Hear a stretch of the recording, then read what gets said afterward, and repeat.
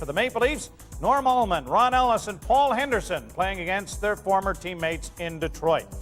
And from St. Jacobs, Ontario, Darryl Sittler, who starred for the London Knights before the Maple Leafs made him their first pick and 8th overall in the 1970 entry draft, is in the lineup as a rookie.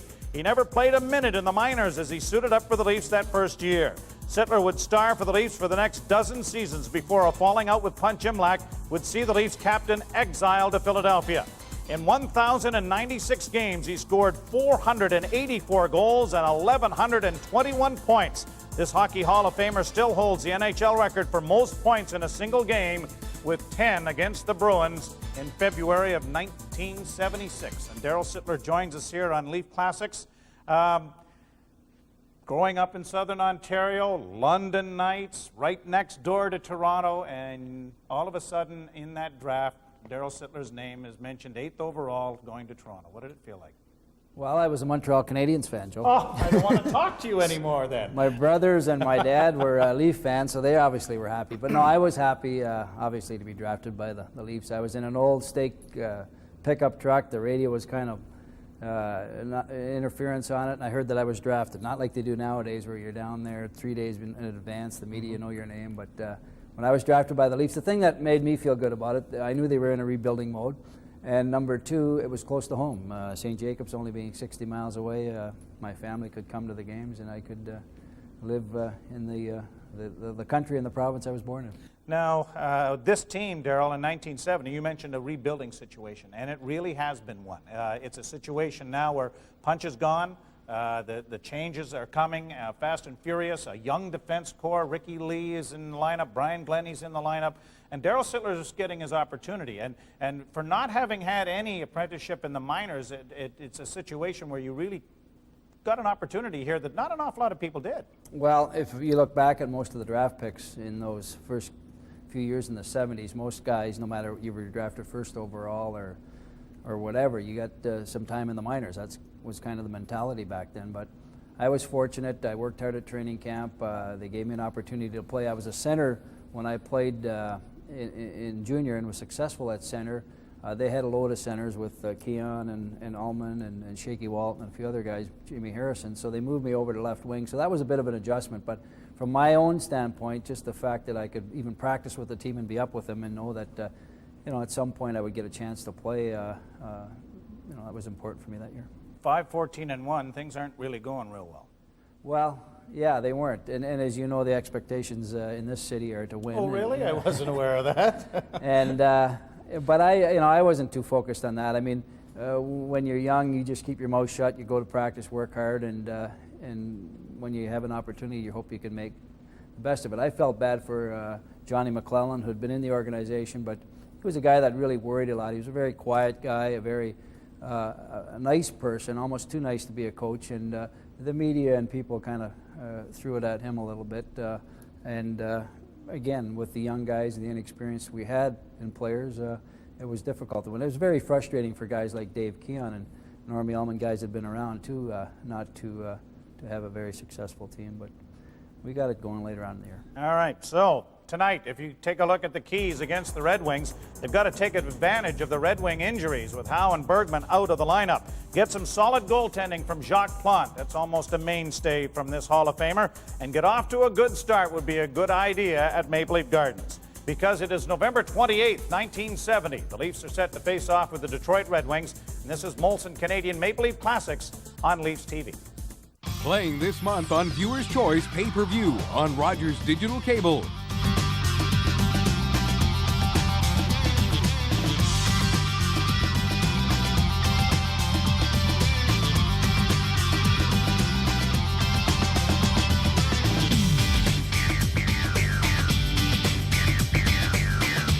Viewer's Choice Pay-Per-View on Rogers Digital Cable, bringing hit Hollywood movies right to your home.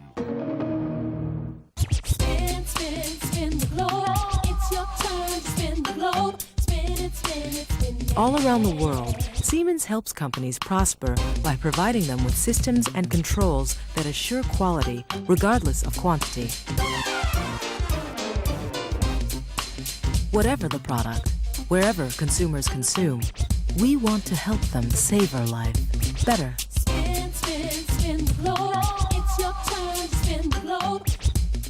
Be a part of the second annual Siemens Wendell Clark Celebrity Classic presented by AGF on Tuesday, June 18th at Station Creek and Rolling Hills Golf Clubs. Join Wendell and his friends for the star-studded event.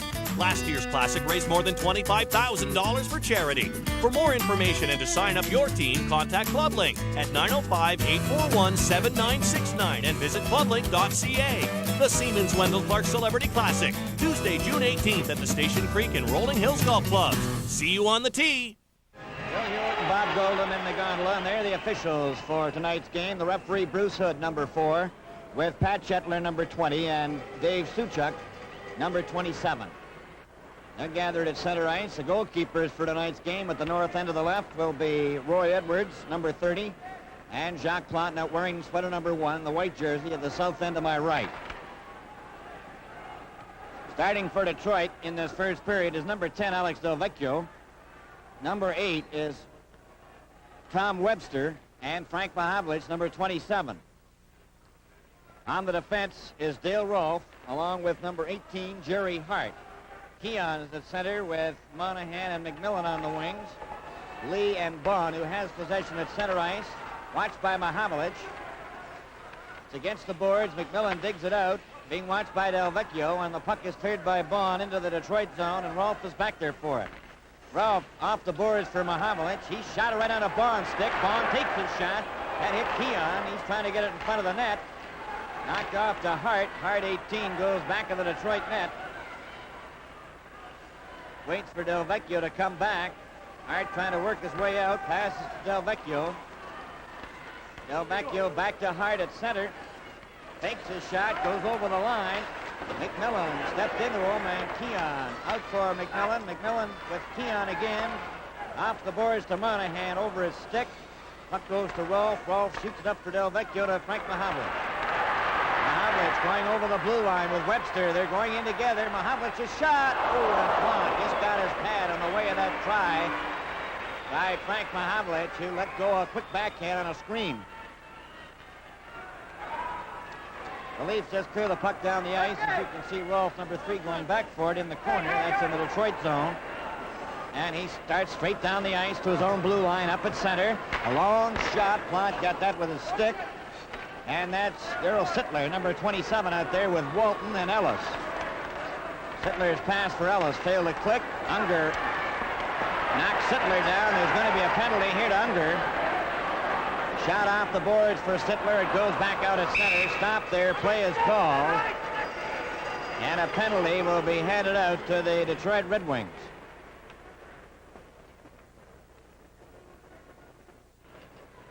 There you see the penalty on the sports timer here at the Gardens. That's number 7 is Gary Unger, and he gets 2 minutes, a minor penalty. And he's in that penalty box right. Here's the announcement of it. High sticking. 2 minutes for high sticking by 1:58 is the time we played in the first period. There's no score in the game as the Leafs have a man advantage and Armstrong in possession. To Mike Walton. Back to Armstrong. Over to Henderson. Henderson over the red line to the blue line. A pass to Trottier. Trottier centered it. Ullman got his shot away and missed. Henderson for Trottier. Back to Henderson. Henderson comes out in front to Ullman. There's his shot. He's got it again in a backhand. He scored! Trottier! And Ullman, and it's 1-0. Take a look at this play behind the net with Henderson and Trottier exchanging passes with no one in front. Finally, the puck comes to Normie Ullman. The first shot is stopped. The rebound back again to Ullman, this time on his backhand. And just as going into the net, tipped by Trottier, I believe, here past Edwards on the way down. Number 11, Trottier. Assist, number 9, Ullman, and number 19, Henderson.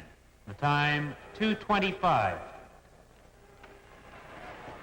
2:25 is the official time of Ullman, at least Trottier's goal from Ullman and Henderson, and it was scored with Unger in the penalty box. Unger's back out there. His pass, and Ellis ran into a check. Harrison is out there with him over the line into the Detroit zone. It's picked off there by Serge Lajeunesse. Number 5 goes in front of the net. Larry Brown of Detroit is checked by Ellis for Harrison. Has just missed Harrison's stick. Number 14 is Nick Libet. Harrison and Libet bumping together. It goes along the boards. Libet coming out the center ice. Up to the Leafs line. He had to go back again as Bruce McGregor was way over the line. Unger finally gets it right on a Sittler stick. Sittler is checked by Unger. Unger tried to center it. It goes to the far wing, and McKenny's got it. McKenny coming out. A long pass for Sittler, broken up by Larry Brown to Unger. Unger fakes his shot. Ellis had his man covered. A penalty to Ellis for interference. This is Hockey Night in Canada from Maple Leaf Gardens in Toronto. My accent does some pretty cool things. Way cool. All for 165 buckaroos a month. My Elantra has dual airbags, front and rear crumple zones, steel safety cage. Cool! At $179, it's a solid deal. Owning an SUV that's won a major vehicle satisfaction survey 2 years running. That's cool. Cool. Right now, get a cool summer deal on a new Hyundai. Cool.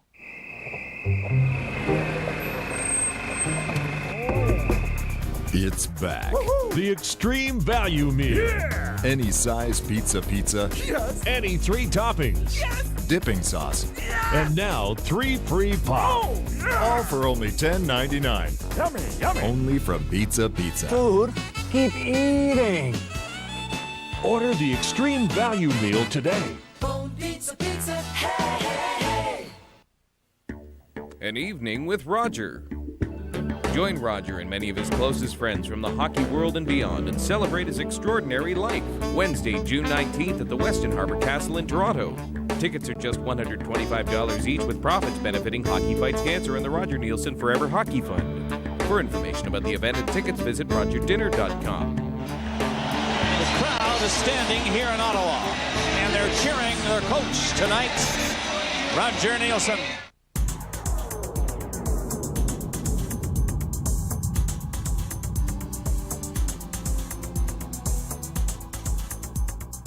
Facing off the rim of the circle in the Leaf zone, if Ellis is off for interference at 3:26. We have 16:30 to go in the first period. 1-0 for the Leafs on a goal by Trottier, his 10th of the year from Ullman and Henderson at 2:25. Alex Delvecchio has the puck coming up the center. Shot it into the Leaf zone. Plot stopping it there. Rick Lee back of the net, flips it. Stopped by Rolfe. Keon breaks it up and shoots it down the ice. He's out there with Armstrong, Lee, and Baughan. Tom Webster out there with Frank Mahavlich, Delvecchio, Rolfe, and Vollmer. Rolfe getting it over to number 19, Doug Vollmer. For Mahavlich over the blue line. Armstrong partially stopped it. It goes into the corner to Delvecchio in the Leaf zone. Passing to Mahavlich, back to Delvecchio. Delvecchio trying to center it, gets it back to the blue line to Rolfe. Here comes a screen shot, and that's wide. And it goes on a deflection into the crowd, and Captain Dave Keon doesn't like the call on the play at the blue line. He thought it was offside. However, it was ruled onside by linesman Pat Sittler.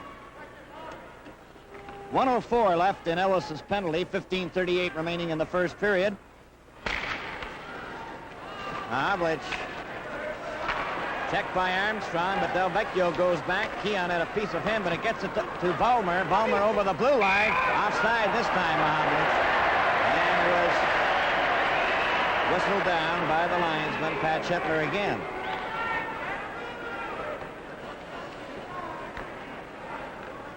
Now then, the Red Wings are making a change. Wayne Connolly coming out, number 17. Moving up at center ice is Don Luce, and Billy Day is on the left side, number 21. Larry Brown on the defense with Serge Lajeunesse. Larry Brown to Lajeunesse, number 5. Back to Brown, coming up to his own blue line, up at center. Long shot is wide. Plant came out of the net, left it there for lead Armstrong. Armstrong tried to get it out, stopped by Brown, then it went out over the blue line. Brown watched by Armstrong, falls. Armstrong's got the puck in his own zone, gives it to Baughan, and Baughan just finds an opening and shoots it down the ice. 17 seconds remaining in Ellis's penalty. 1-0 Toronto. 14:46 now remaining in the first period. Larry Brown for Detroit, up at center in their red uniforms. A long shot. Came to Plot. He's out of the net. To Rickley, who flipped it, and it went into the crowd. Certainly, Bob, the Red Wings, a lot of injuries going into tonight's game. There's our visitor from across the border. I think his name is Imlock or something like that. He was here a week or so ago, and he left town with 2 points. It's George Imlock, coach of the Buffalo Sabres.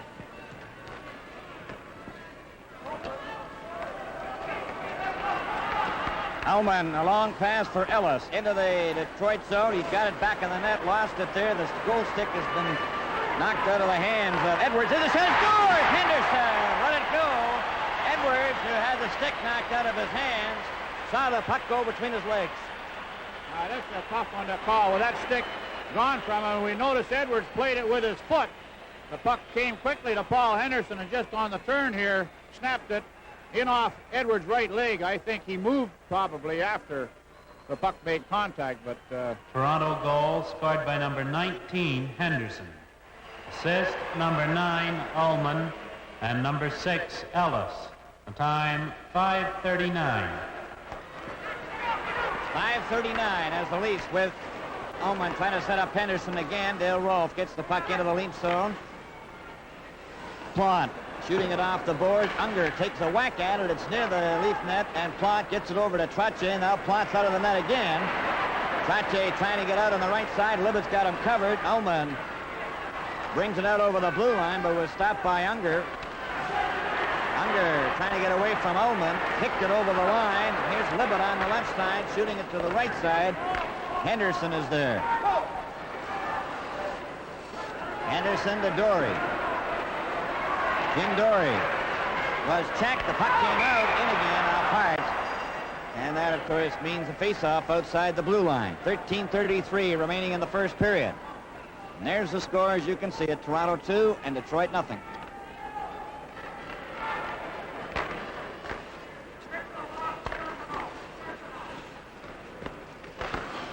And the face-off, the puck at center ice. Cleared by Detroit, knocked down by Lee, knocked back out to center ice, brought in by Larry Brown. His shot was right on. Lee gets the rebound. Rick Lee starts out. He's got Keon along with McMillan and Monahan. Flipped it through from McMillan to Keon. Let him go. And a nice save on Keon. Here's Bond closing in. There's his shot. That's right to Monahan. Monahan goes back in the net, centered it. It's along the boards. Monahan has it. The Leafs have got 6 attackers. Keon back in the net, trying to set up McMillan. Monahan off the boards for Keon and Lee, and it goes to center ice. Bond back at the blue line. It's touched by the Leaf player and rolled into the corner. It didn't touch the Detroit player's stick. If that got in the net, it would have counted. Here's Bond getting it up to McMillan, to Ullman. Ullman goes over the line. A pass to McMillan. McMillan closes in. There's his shot, and it's grabbed finally by Larry Brown. But a penalty will be handed out to Detroit.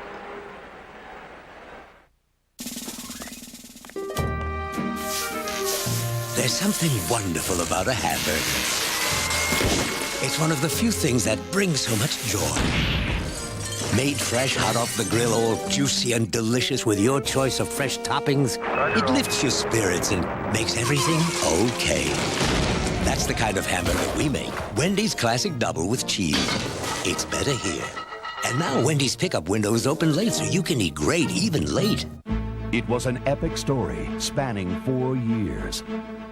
There was a cast of thousands, an audience of millions. I know the whole world wants us to lose, except for Canada and Canada fans and our players. An entire nation was challenged, and our heroes delivered a climax we'll never forget. 2002, gold medal, Canada! Gold Rush 2002, the team, the test, the triumph.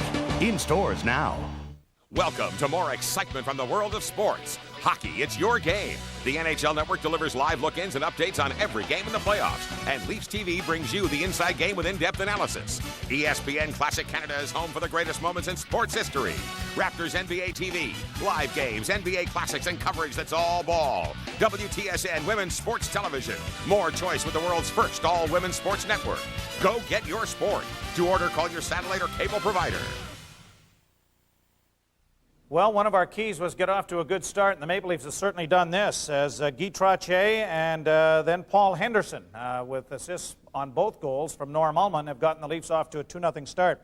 You've got two guys who are going to be Hockey Hall of Famers in Keon and Ullman, working at center ice. And Darryl, you arrived, and as you mentioned, in junior, you were a centerman. Did these guys take you under their wing at all? What kind of thing was there in the dressing room at this point for a young upstart from London? Well, Davey Keon, he had tremendous work ethic, and I always believed that I was successful because of my work ethic, staying out after practice, doing things, shooting extra pucks. And Davey was one of those guys, and he played in the league, I don't know how many years at that point, 17, 18 years. But he would just continually work. And I'd stay out, and I enjoy watching him work and working with him.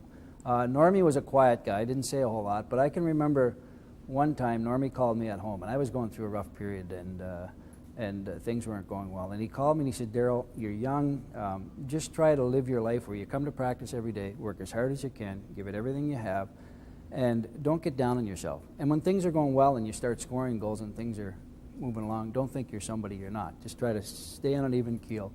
And I remember that way back when I was a 20-year-old, and I tried to do that with my life, not only through my career, but even now when you go through the ups and downs of it. And I'll remember that from Normie forever. The two of them, tremendous forecheckers. Dave Keon's ability to cut ice down and to do things with his skating, and Norm Ullman's persistence. I know I've talked to a number of defensemen who played with the Leafs who used to be just driven nuts by Normie in practice because he literally practiced the way he played, and he wouldn't let you get out of your own end, even on a little ordinary drill. Yeah, he was on you all the time. He always kept his stick on the ice, and even if you got a step ahead of them, he could come up behind you and get a poke check, almost like hook it from you from behind, and you look around, where did this guy come from? Normie, the other thing that he was great at, he could really hang on to the puck and see the ice well and kind of slow things down and make the perfect pass through the legs or over the stick. Davey, to me, he was probably the most complete player that I played with. He was an excellent penalty killer. He could score goals, good on face-offs, came to play with that passion you have to have every night, and he was a very complete player. And for a small guy, I mean, he certainly had a great career, and it was through his attitude and his his tenaciousness that made him the great player he was. And I think he was probably the all-time best Leaf. I wouldn't disagree with you that at all, unless, of course, I think about the guy sitting with me right here. Maple Leafs lead 2-0, and so let's go back to the play-by-play action now with Bill Hewitt. Frank Mahavlich was a Detroit player, went to the penalty bench. 2 minutes for hooking at 8:21. Armstrong could not keep the puck in. Armstrong to Ullman, back to Walton. Walton skating in his own zone. Chased back, being watched by Libet, gets it over to Trottier. Trottier with Ullman, Henderson, and Walton. They're at the line. Trottier still got it, tried to center it, and it's cleared by Rolfe, who intercepted a pass intended for Ullman. Toronto 2, Detroit nothing. 11 minutes and 9 seconds remaining in the first period. Mike Walton straight up the ice to his own blue line at center.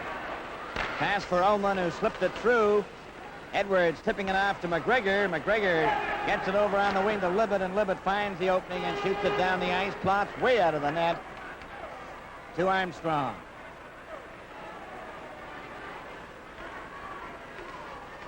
Armstrong. Up to Trottier for Walton. He was hit hard. It's McGregor. Missing a check from Armstrong over the line. Still tried to go through, and Ullman finally took it away from him, but a nice bit of stick handling by Bruce McGregor. Armstrong took the pass. He goes over the line, trying to center it. Did for Ullman, a backhand. Ullman goes after it again. Armstrong trying to dig it out, and it's covered up by number 18, Jerry Hart, and the They're going to give him a penalty for McGregor. Went awfully close to Bruce Hood, and he could have picked up 10 minutes. Now he's going to get it. A misconduct penalty, $50. Bruce McGregor. Apart from the penalty to number 18, Gary Hart, for falling on the puck.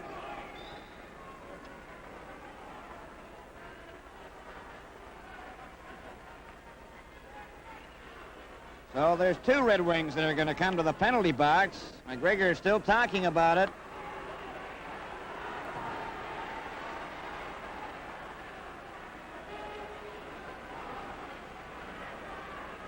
I guess sometimes even having that assistant captain on your sweater doesn't keep you from getting misconduct penalties. Obviously, Bruce McGregor ruffled the referee's feathers, and as you say, it proves to be very costly, not only from the fact that they're going to lose a pretty valuable hockey player. Penalty to number 18, Hart.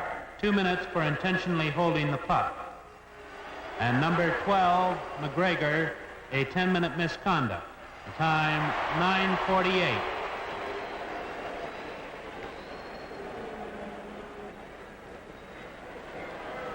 There they are in the penalty box. The Leafs have a 2-man advantage now. Here's Keon getting set to McKenny. He's closing in, gets it over to Ellis. Ellis, back of the net to Harrison. Sent it to Sittler, and Sittler couldn't get his shot, and Del Vecchio gets it out to center ice. McKenny comes back again. There's 15 seconds left in Mahavlich's penalty. Ellis takes the pass, centered it. Rolf is there. He just flipped into the corner. Keon back to Sittler. Sittler closing in. He passed it in front of the net. Harrison trying to get it a shot away. Ellis knocked it down. Sittler picked it up, but it was directed by Ellis's glove to Sittler, and that means play stops automatically. Montreal leading Pittsburgh 2-0 first period, as Clyde LaRose has scored twice from Lemaire at 2:02, from Ferguson and Lemaire 2:56. It's 2-0 here, with the Leafs having a 1-man advantage now as Mahavlich has returned. See Larry Brown over at that bench, Bill, with Lefty Wilson, the trainer, and he seems to be in considerable pain. I didn't see how he got that injury. McKenny at center ice, over to Keon. Keon working over the line with a hard shot. That was caught by Roy Edwards. Shot off the boards, but not out. Keon keeps it in, gets it into Darryl Sittler. Back to Keon. There goes his shot, right on. Ellis gets the rebound, lets it go. It was stopped by Rolf, and it's flipped down the ice by Mahavlich. A high backhand. Keon back for it. 9 minutes and 9 seconds remaining in the first period. Keon to center. As flips it in. Edwards holds onto it, and there'll be a face-off in the Detroit zone to the left. 50 seconds left in Hart's penalty. And number 4, Larry Brown, as you mentioned, has gone to the dressing room, Brown. Well, I think it probably resulting in blocking a shot, Bill, but I'd like to mention our first intermission tonight. Ward will talk with 20-year-old Darryl Sittler, and will bring us the Grey Cup feature also. The Leafs are using Ullman, number 9, with Henderson, 19. Trache is 11. Armstrong and Dory. Frank Mahavlich going with Alex Del Vecchio. Jim Niekamp, number 20, and also out there is Dale Rolfe.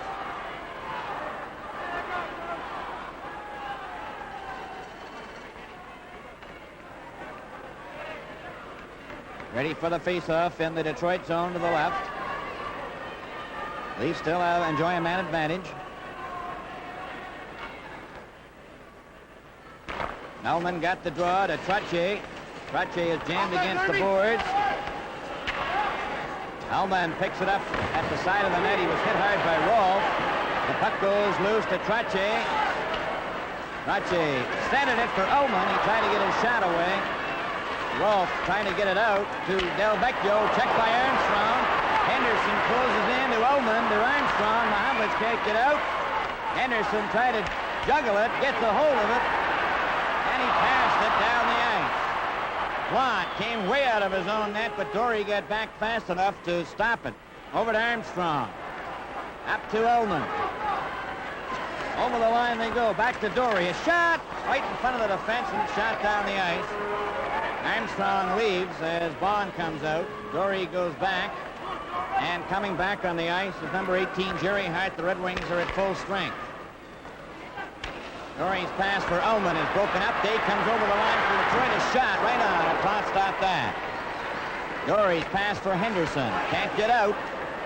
Ullman covered. Dory then shoved that number 11 down loose. Plot to Dory. And that puck goes off the glass into the crowd.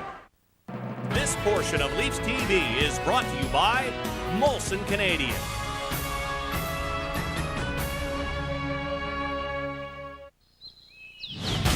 Get into the Molson Canadian house party, and you can party with the red hot chili peppers. And when it's over, Congratulations, you're the winner. we're gonna give it away for the summer. Party's over, guys! Out of my house! Look for specially marked cases of Molson Canadian and Canadian Light for your chance to get in. Must be of legal drinking age, no purchase necessary.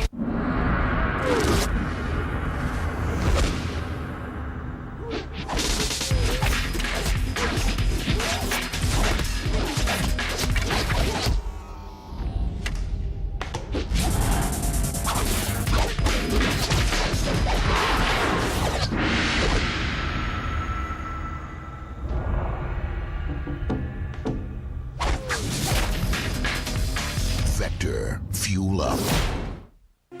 Leafs TV salutes the cable, satellite, and wireless service providers that carry Leafs TV to Ontario viewers. Across Ontario on cable, satellite, and wireless, Leafs TV.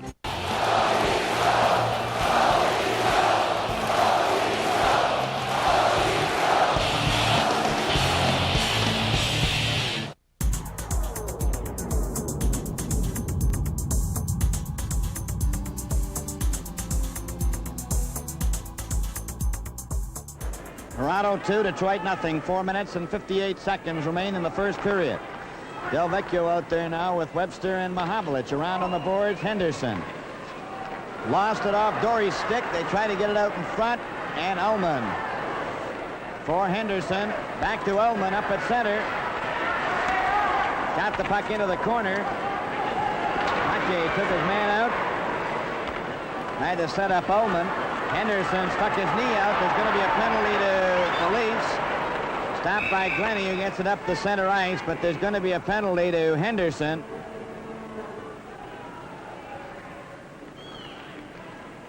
Henderson of the Leafs sticking out his foot. And so now Detroit will have the odd man. Incidentally, Bill, just maybe a coincidence, that is Paul Henderson's first penalty of the season. Toronto penalty to number 19, Henderson. 2 minutes for kneeing. Time 15:30. Well, they called it for a kneeing at 15:30. There's the sports timer here at the Gardens, and it shows you the amount of time remaining, 4 minutes and 30 seconds. So the time of the penalty is 15:30. Connolly keeps the puck in the Leaf zone for Detroit. Knocked it to Del Vecchio in the corner. He's back of the net. Trying to center it. Poke check by Lee. Dill gets it out in front. Bond shot it back, and Keon gets it around to Armstrong. Armstrong shoots it down the ice. And Connolly, 17, goes back for it. 4 minutes and 5 seconds left in the first period. Wayne Connolly for Alex Del Vecchio. He's checked by Armstrong. Armstrong trying to set Keon up. He does. Keon running on goal. He scores! Set up by George Armstrong.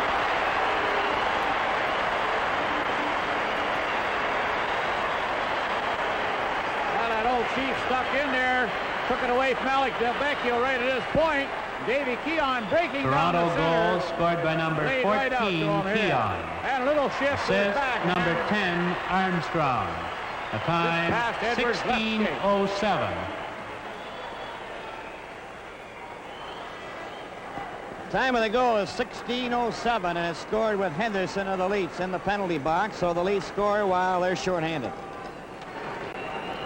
Comes back to Connolly again, over to Rolfe. Rolfe takes a long shot. Plante came way out to grab it. Flicks it to Rick Lee. And it's knocked out to center ice. Dale Rolfe, number 3, with Mahavlich on the left, Connolly on the right. Delvecchio comes back. Pass up at center, and Rick Lee shot it right into the box seats, and a youngster got hit on top of the head.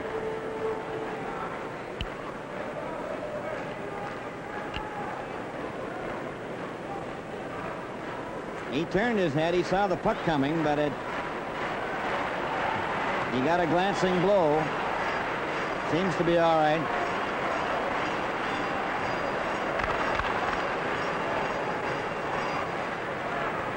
Toronto Maple Leafs lead by a score of 3-0 as Plante goes over to have some tape.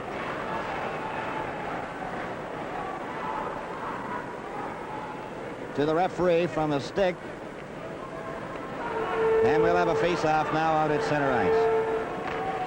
Goes back to Bond.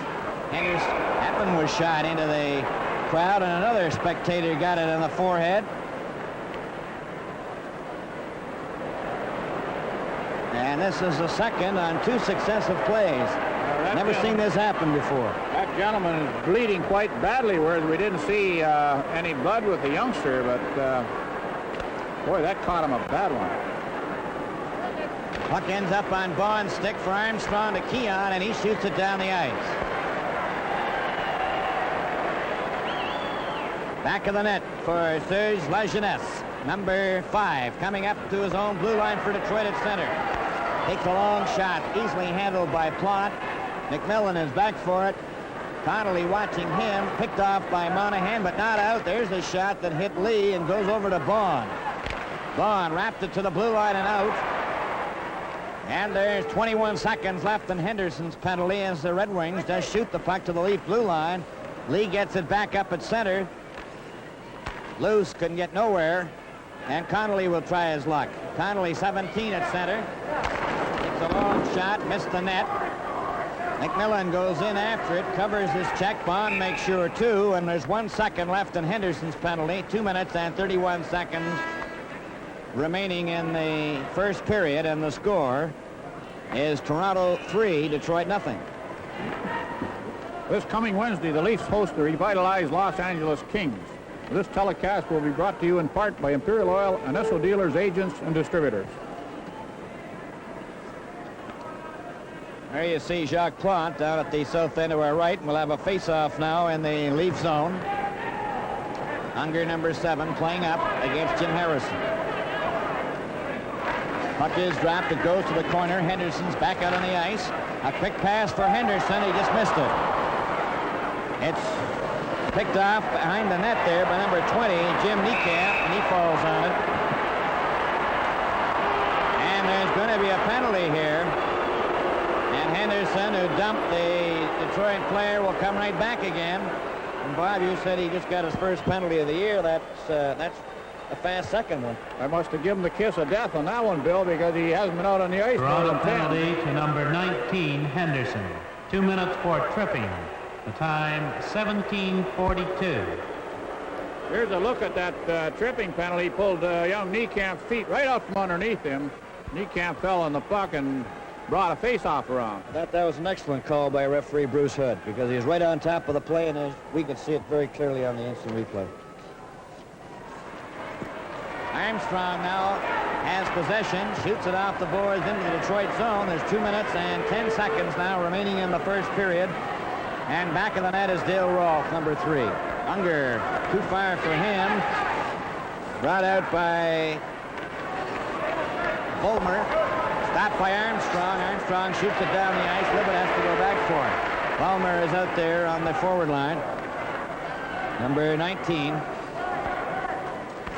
Playing right wing. Unger tried to get away. Armstrong nearly stole it, but Connolly comes back, drops it to Volmer. Volmer takes his shot way wide. Unger gets the rebound. Trying to come out in front, lets his shot go off Pellick. Plante leaves it for McKinney. McKinney hit. There's a chance for him. Oh, and Plante stuck his toe out as the puck was sliding for the open corner of the net. Plante Take a look at that again with Leafs trying to clear it out. McKinney hitting his own man. Unger here with that wide open net, and just as it's going in, Plant got it with his left toe. Beautiful save. Plant did a little bit of stretching, and he's now going over to the Leaf bench and seems to be favoring that right leg of his. Toronto is leading 3-0 with 1 minute and 29 seconds left in the first period.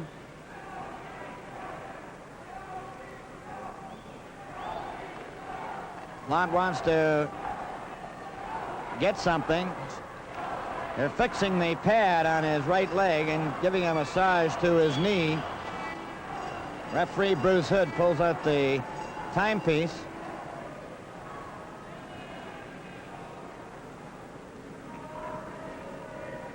Just adjusting a bit of his equipment. So apparently his knee must be all right, or they'd bring the other goalkeeper over the boards, Bruce Gamble. Toronto Maple Leafs are leading by a score of 3-0. Trottier is 10th of the year from Ullman and Henderson at 2:25.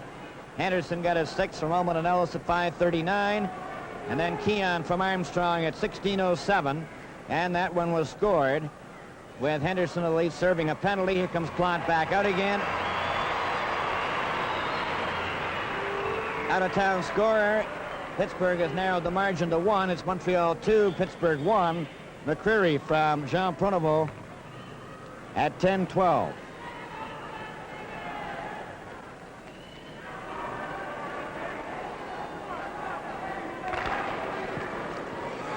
Detroit keeping the puck in the Leaf zone. It's against the boards. Armstrong finally gets it, digs it out, shoots it down the ice. And going back for it is Larry Brown, number 4. Del Vecchio with him. Del Vecchio up to Connolly. Gets it ahead to Webster. Webster's shot stopped by Lee. Webster centers it. Del Vecchio getting it back to Connolly. Connolly trying to set up Del Vecchio. Del Vecchio shot it to an open wing. Kept in. Less than a minute to go in the first period. It's centered out in front. Tipped by Armstrong. But not out. Connolly. That's his shot goal. Plant stopped that. Quickly off the boards. It comes out, and it's knocked back to the Detroit blue line. Larry Brown to Del Vecchio with 42 seconds remaining in the first period. A quick pass from Mahamlet on the right wing. Centers it back for Webster. He's checked. Keon wraps it off the boards and down the ice. 12 seconds left in Henderson's penalty. 27 seconds now left in the first period. 3-0 as Webster of Detroit to Connolly. He's over the blue line, gets the shot away. He missed the target. That's going up into the crowd. And the face-off will be outside the blue line. 16 seconds remain in this, the first period. And there you see the Detroit bench with Coach Ned Harkness pacing up and down behind and sending the reserves over the boards. 16 seconds. And there's where the face-off will take place, outside the Leaf blue line.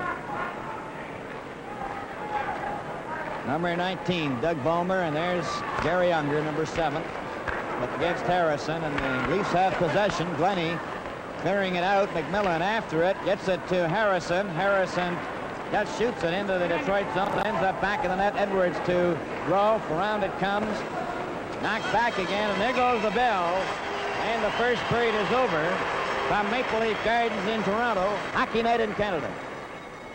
Playing this month on Viewer's Choice Pay-Per-View on Rogers Digital Cable.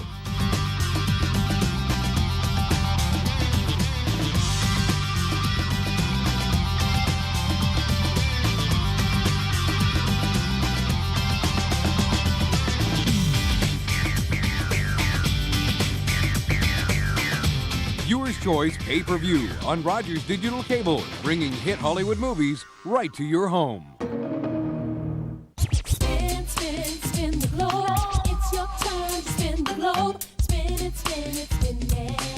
All around the world, Siemens is helping people work together, even when they're not together. From next-generation internet to mobile business solutions, we're giving people the freedom to communicate better. Spin, spin, spin the globe. It's your turn to spin the globe. Be a part of the second annual Siemens Wendell Clark Celebrity Classic presented by AGF on Tuesday, June 18th at Station Creek and Rolling Hills Golf Clubs. Join Wendell and his friends for the star-studded event. Last year's Classic raised more than $25,000 for charity. For more information and to sign up your team, contact Clublink at 905-841-7969 and visit clublink.ca. The Siemens Wendell Clark Celebrity Classic, Tuesday, June 18th at the Station Creek and Rolling Hills Golf Clubs. See you on the tee. Dave Keon has added a third goal for the Maple Leafs, a short-handed tally, and the Maple Leafs lead 3-0 after the first period. Ward Cornell is standing by with the young prize Leaf rookie. Well, a good first period of hockey. The Leafs finding the range tonight, and it's been some time since they found it that quickly. Trottier getting the first goal, Henderson the second, and Dave Keon on a beautiful pass out from Armstrong the third. And we're very happy now to welcome a young man, rookie on the Leafs, a very personable young fellow by the name of Darryl Sittler. Thank you, Ward. Darryl, the home is really where for you? Well, it's a little town, St. Jacobs. It's just north of Kitchener. I played all my minor hockey in Elmira, Ontario. Maybe some people know where that is. Just it's in the same sort of area. Yeah, it's 4 miles south of Elmira. Darryl, were you surprised when you were drafted by the Leafs? Well, I didn't really know who I'd be drafted by. It didn't matter too much. Whatever team you were drafted by, it's really tough to make it anyway. But I was really happy that I was drafted by the Toronto Maple Leafs. It's close to home, and right now they're in a rebuilding program, and it'd give a young guy as good a chance as any to make in the NHL in his first year. So. Now, Darryl, when you played your junior hockey in London, you were a center, and now you've moved to the wing. Found this a tough adjustment? Well, it's not really that tough. You have to keep it in, I have to anyway, keep it in the back of my mind not to wander so much. When you're playing center, you're excused to go all over the ice, wherever you want to, where on the wing you have to up and down, and you got to watch your man. I didn't find it that tough, but I just have to keep it in the back of my mind. What players have been a help to you since you've been out? Well, Jacques Blant's helped me out quite a bit since I started playing. He was injured there, and he was watching the games from the stands, and he's pretty good at picking out a player's mistakes. He helped me quite a bit. Bobby Bond helped me. All the players help you. If they see something you do wrong, they try to correct you and help you. What were some of the suggestions that Jacques gave you? Well, first of all, I was getting the puck in the opposing team's end, and I was just shooting to get rid of it. I was shooting from over by the boards where I had room to cut in on the defenseman and get a better shot away. Jack noticed that. That's one of the major ones. Well, you did some, changing subject here slightly, but you did some rowing, didn't you? Well, last summer, yes, after the hockey season, I knew I had to build my arms up and my muscles up. And Dave Farner, he plays football for the Edmonton Eskimos. He was from London, and he did that before he went to training camp, football camp, and he suggested it to me, and I rode there, and it's a really great sport. It builds up your wrists, and it builds up all your back muscles and your legs. It's for overall conditioning, it's a really good sport. What about school, Darryl? Well, I went to school all 3 years I was in London. My first year there, I finished grade 12, and then the last 2 years I went to Fanshawe College. I took a course there, and I have 1 more year to complete it. You hope to get your diploma from there, finish that off? I hope to. I wanted to go to school this year, but as it stands, I didn't know whether I'd be in Tulsa or Toronto, and I couldn't plan anything, but maybe in the summertime I can pick it up. And in the NHL, what are you planning most of all? To get my first goal. To get that first goal. Well, if the Hockey Night in Canada luck holds, usually the first appearance means the first goal, so maybe it's tonight. I hope so. Good luck to you, Darryl. Hockey Night in Canada continues in just a moment. Thank you. God, you don't look a day older. It's amazing how that has worked out so well, isn't it? Your eyes are going. Good looking like that, yeah. That's the first time you saw that? Yeah, actually, it was quite fun to look back at it. It's hard to believe it's over 30 years ago, but I can remember going on Hockey Night in Canada. I mean, that was the big thing as a kid growing up, looking to see who they were going to have on between periods. And now you're there and the cameras are on, it's bright, you're very nervous. I think after the interview, I couldn't even remember what I said or didn't say. And yeah, that was special. But to look back on it, I talked a little bit about my days in London, rowing in the summertime, and obviously being proud of being a Maple Leaf. I think I even mentioned it about Jacques Plante, and when you asked earlier about players that help you, Jacques was a very astute player of the game. He was a goaltender, but he would sit now, there. Now, don't say like that's something you're wrong, a you know. Right. Yeah. Most goaltenders are astute players of the game. Yeah, of Is that what course we're they trying are. to say, Bonnie? Yes. No. Yeah. And become analysts. Yeah, that's right. Or color people. That's right. Anyway, he was good to me, and he would, you know, I was a shy, kind of quiet, humble guy that just didn't say too much, and when somebody took their time to help me out, I would listen. I was a good listener, and I say that to kids nowadays. The things that coaches like most in a player are kids that listen. And if you're at Pat Quinn's level as a coach, you like players that want to learn. You tell them something, they listen, they go out and do it, try it. And Jacques was a good guy, and he was a different guy in his own right too. You know, he kind of just had his own private life away from the rink. He'd knit his undershirts and you know, have his own way of getting ready for a game. But he was a guy I'll always remember that helped me and Mike. When you get to a situation like that, it was I noticed Ward Cornell was asking you what you were going to, your education, where you're going to go back to school and everything else. Ward Cornell is really an icon for people our age growing up, because this is a gentleman that was on Hockey Night in Canada every night, and if you were going to be interviewed by Ward, that was a pretty exciting time. No, it was. Yeah, he was like a household name for everybody, and that was special. Again, Murray Westgate and the rest of the crew and the Hockey Night in Canada, the advertisers that they had. Yeah, it was a big deal. I can remember too the first time I met Turk Broda, who was an ex-Leaf who coached me, and you know, he was a household name for my mom and dad and all those people. So, yeah, being interviewed and looking back on it, my wife Wendy said I still look cute, or looked cute back then. That was the guy she married, Bonesy. You know?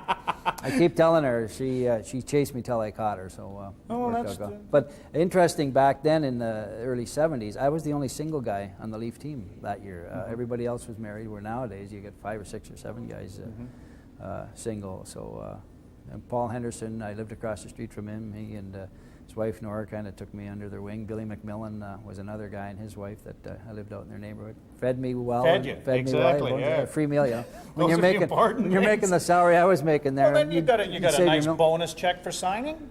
Well, yeah, I was pretty impressed with that. I got 10 grand, Bonesy. I mean, that was a big check for me. Sure. I can remember at training camp, they actually, when I finished signing the contract, Jim Gregory gave me the check, and I remember walking down between practices over to the corner of Yonge and Carlton. There was a bank in Nova Scotia where they were depositing my 10 grand in there. And I look at the statement all the time, boy, and I thought I was a pretty rich guy. I guess you and were. The reason I wanted to stay with the Leafs is I was making 15, and if I got sent to the minors, they were dropping me down to 9 grand, so I couldn't afford the $6,000 cut. Work hard, good ethic. All right, Darryl Sittler's interview. The Leafs have taken a 3-0 lead after the first period on November 28, 1970. Leafs and Wings. This is Molson Canadian Maple Leaf Classics on Leafs TV. I'm so excited, and I just can't hide it. Oh, no. I'm about to lose control, and I think I like it. Oh, yeah. I'm so excited, and I just can't hide it. I know. So much to get excited about. The 2002 Elantra from Hyundai.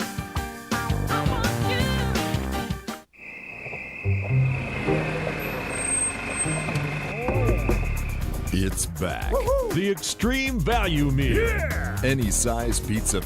Yes! Any 3 toppings. Yes! Dipping sauce. Yes! And now 3 free pop. Oh, yeah! All for only $10.99. Yummy. Only from Pizza. Dude, keep eating.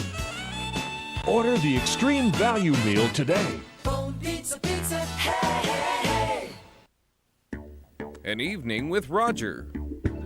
Join Roger and many of his closest friends from the hockey world and beyond and celebrate his extraordinary life. Wednesday, June 19th at the Weston Harbor Castle in Toronto. Tickets are just $125 each, with profits benefiting Hockey Fights Cancer and the Roger Nielsen Forever Hockey Fund. For information about the event and tickets, visit rogerdinner.com. The crowd is standing here in Ottawa, and they're cheering their coach tonight, Roger Nielsen. 3-0 Leafs after the first period. Guy Trottier from Ullman and Henderson on the power play. Then it was Paul Henderson from Ullman and Ellis to make it 2-0. And Dave Keon's shorthanded goal on a great play by George Armstrong makes it 3-0. You're watching Molson Canadian Maple Leaf Classics on Leafs TV. Catch WNBA action on Raptors NBA TV all summer long. The Cleveland Rockers take on the Indiana Fever Saturday.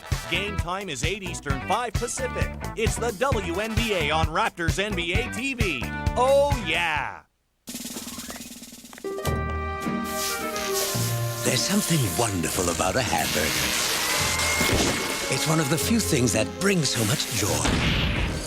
Made fresh, hot off the grill, all juicy and delicious with your choice of fresh toppings, it lifts your spirits and makes everything okay.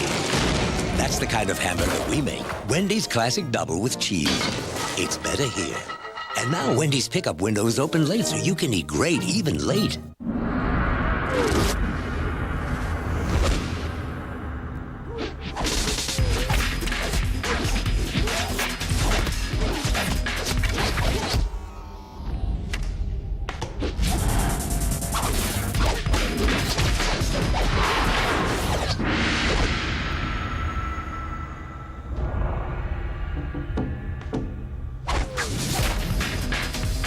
Vector, fuel up.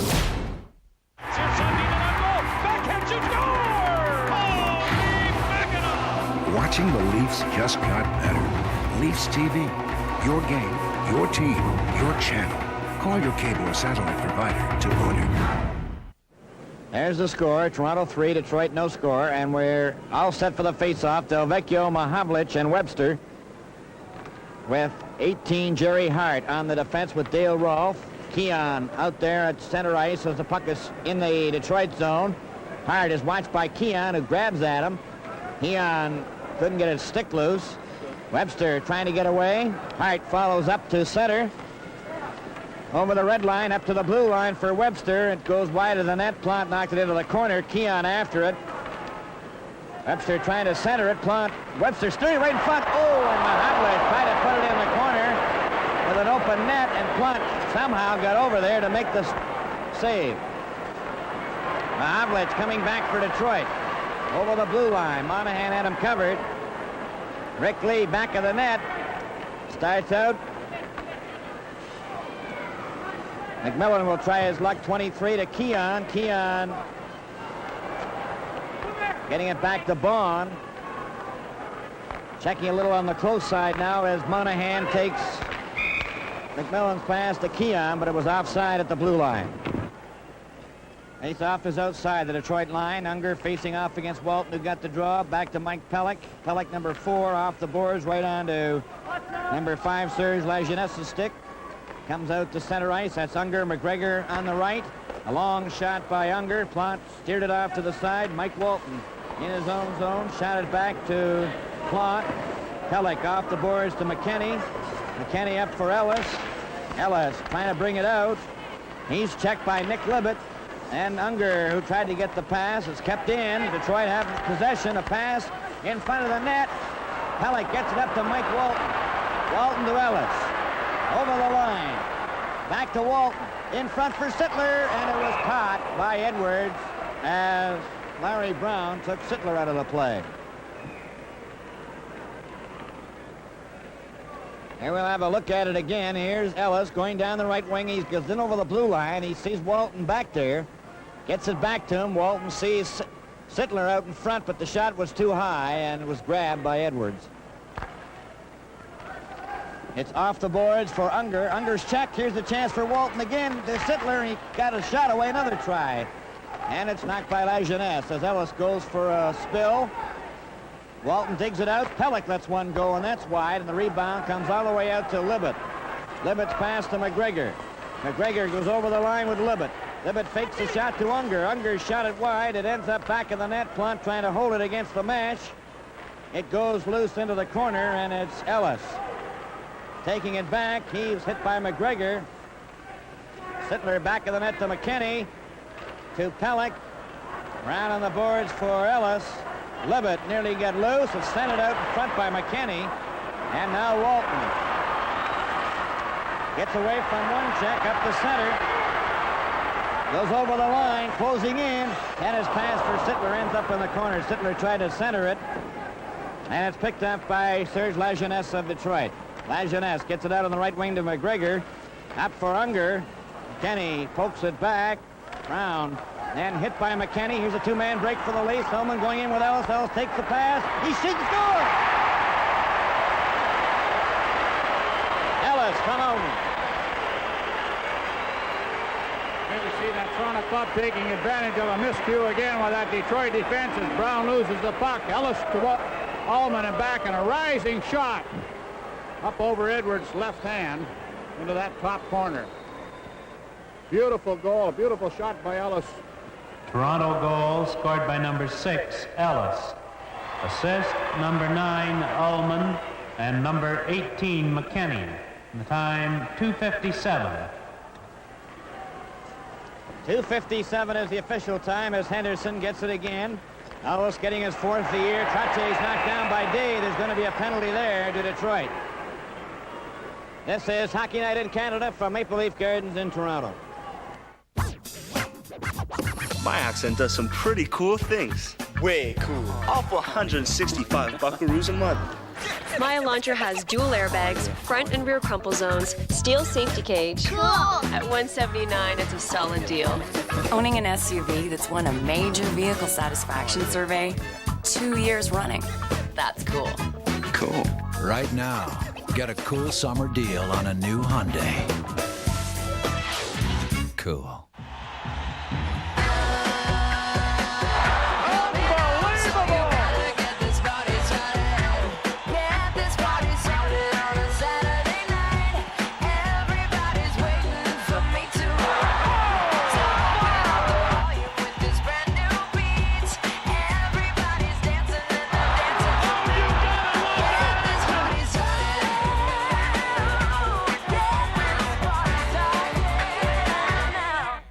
Vecchio out there with Mahavlich. Billy Day got the penalty for tripping at 3:11. We have 16:49 to go in the second period. Toronto 4, Detroit nothing. Puck is shot against the boards. Goes back to Mike Walton. Walton then to Trottier. Trottier over to Henderson. Henderson goes over the line. 4 Leafs move in. Henderson back to Armstrong. Takes his shot. He just missed the target. Walton coming in front with a hard shot. That's knocked down. Mahavlich can't get it out. It goes to the corner along the boards. Mahavlich fails to get out again. Armstrong took his shot. Ullman after it. It's against the boards. Stolen by Trottier. Ullman back to Armstrong. Gets it back into Ullman. Right in front to Henderson. He missed it. Mike Walton lets one go. That's wide of the net. Henderson trying to center it. Gets it back to Walton. Walton shoots one. And that's knocked down by Dale Rowe. Gets it ahead to Del Vecchio. Over to Mahavlich. He had it on his stick. Play is called. It's offside. Plante made the save anyway.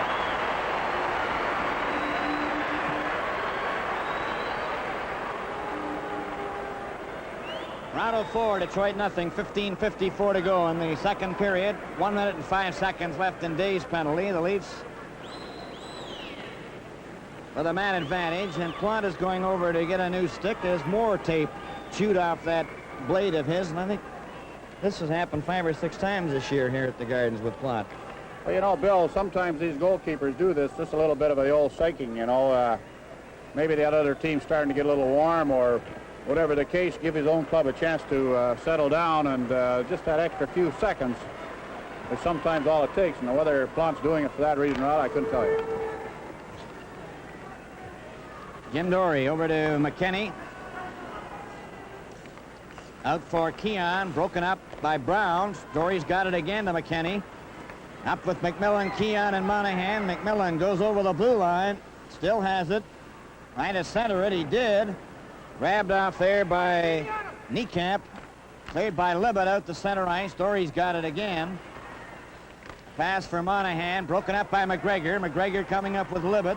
Just wasting his time, and he shot the puck right back into his own zone.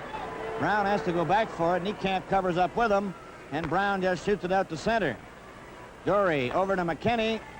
McKenney to McMillan. He shot the puck into the corner. Rebound off the boards to Edwards. Then Niekamp shoots it off for Libet. Kept in by McKenney. McKenney just shot it into an open corner. And Detroit cleared out. Libet. He's hit by Monahan.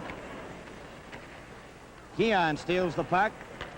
Stick handles at his own blue line, gets it to McMillan. They're moving faster now as they close over the line. McMillan gets it back to Dory. Dory to McKinney. McKinney trying to set up Keon in front. His backhand is wide. Monahan trying to center it. They jam up back of the net. McGregor gets his skate on it. Monahan fights it loose. And then finally Brown. He's checked. And finally they pile up, as you can see, back of that net. But it's a tough call for a referee on a case like that where they have it trapped for a second and then they lose it. Bill, we got a very interesting press conference coming up on our second intermission between members of the press and the new Red Wing coach, Ned Harkness, and it's a bad night for Ned Harkness to be interviewed by the press. And Ward and I will have some highlights of this period coming up, too. 4-0 as Harrison nearly got his shot away from the faceoff. Coming back up the ice is Al Carlander's up for the first time, number 15. It's back of the net.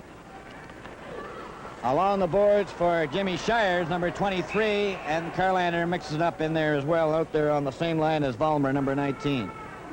So this is a new threesome they put together in the second period with Detroit trailing the Toronto Maple Leafs. Leafs leading 4-0, 14 minutes, 10 seconds to go in the second period. And from the face-off, Harrison shot it back. Plante comes out of the net. He's given a bump by Vollmer. It goes up for Sittler. Sittler can't get out. It's knocked down. Sittler gets it again. He's dumped. It gets it ahead to Ellis. Ellis failed to get over the blue line. It's offside. Ellis went in ahead of the puck, and then Sittler brought it over, and that's why the linesman had to call it. On the face-off, it went over Brian Glennie's stick. Dory goes against the boards with number 11, Don Luce. Dory falls. Luce tried to center it. Ullman's got it in the corner. Then Plante takes a whack at it. It's back of the net. Luce trying to center it. He's got it again, and it hit Ullman, and it's picked off by Trottier. Up for Henderson, broken up. Ullman took his check out. Glennie feeds it to Trottier. Henderson's loose on the left wing. The pass hit Ullman's skate, and he couldn't get his shot away. Luce comes back with Connolly, 17. Connolly trying to go around Dory. Does. Going right in on goal. And checked him. Henderson. Glennie after it. Connolly centering it again. Luce took a whack at it. Ullman knocked it off the glass, out and down the ice. 12:23 remaining in the second period as Jacques Plante made a great save on Connolly and nearly got in again. Dory off the boards to Glennie. Glennie up to Trottier, off his stick down the ice. Going back for it is Larry Brown of Detroit. Brown shot it off the boards out the center. Henderson breaks it up. Brown will try it again off the boards. Connolly gets around Dory over the line. And Jim Dory has the puck. Dory alone. Trottier trying to catch up with him. Dory shot the puck into the corner. And the Leafs are making a change on the goal as Detroit have the puck in their own zone. Day number 21. Watched by Trottier. And they've got him against the boards. And they hold him there for a face-off. Toronto leading 4-0 with 11:39 to go in the second period. This is Hockey Night in Canada from Maple Leaf Gardens in Toronto.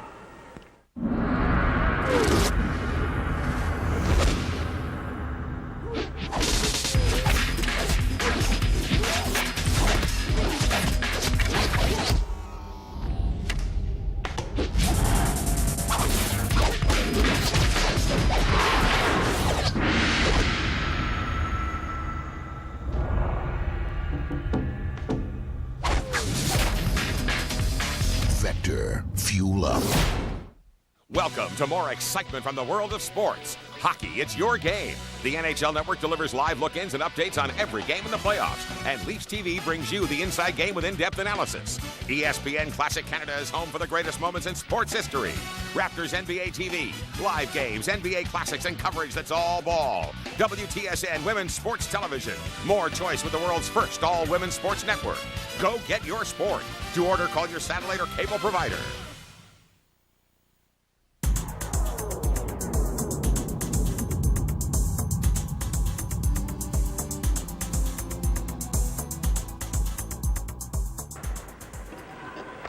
Keon out there on the forward line with Monahan and McMillan. Mahavlich with Del Vecchio and Webster. Mahavlich tries to set up Webster on the right wing. Pellick back of the net. Webster after him. Monahan up for Keon. McMillan racing down the right wing. A pass off the boards. McMillan goes after it. Edwards tipped into the corner. Straight back to the blue line. McKinney keeps it in by shooting it to the far boards. Rolfe starts out for Red Wings. Stopped by Monahan. Rolfe follows up. Webster takes a long shot that was caught easily by Plott. And Pellick to McMillan. He just gets it off the boards to center. Stopped by Hart to Mahavlich for Webster. Broken up by McKinney. McKinney in his own zone now starting out. Pulls away from Del Vecchio to center. Gets the puck into the Detroit zone. Hart goes back for it. Gets the rebound off the board. Starts out himself. Stops. Passing it to Rolfe.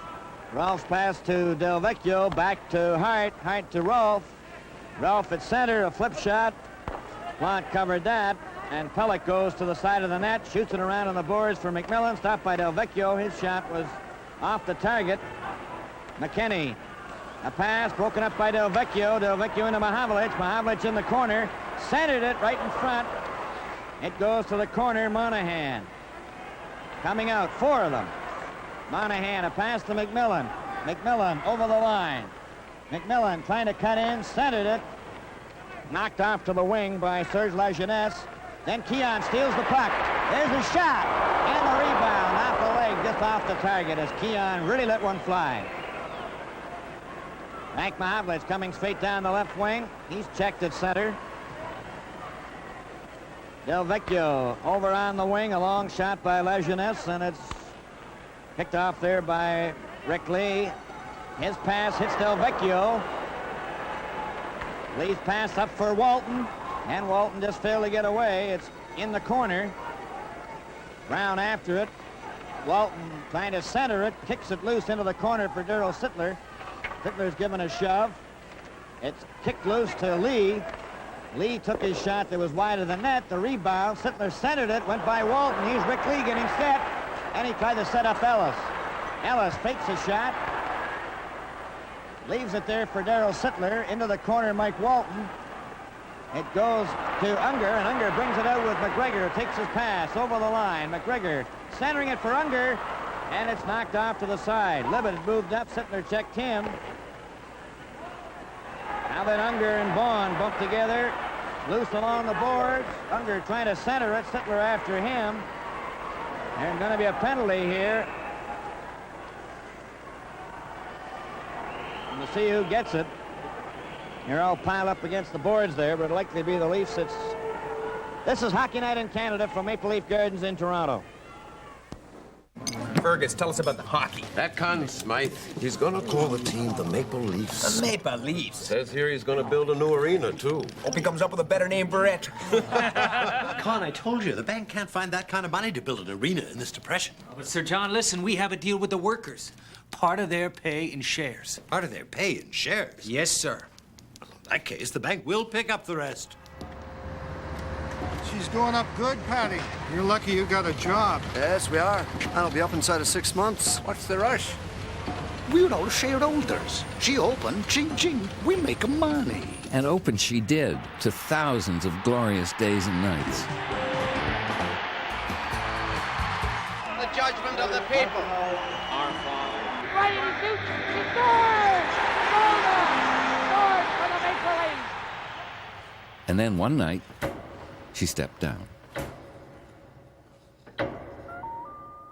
Toronto Maple Leafs are leading 4-0 as Darryl Sittler goes to the penalty box for holding at 11:25, 8:35 to go. Second period. Rick Lee off the boards and out. Here's a race for it. Keon has it. Going over the blue line with Armstrong. Keon gets set. There's the shot. Score!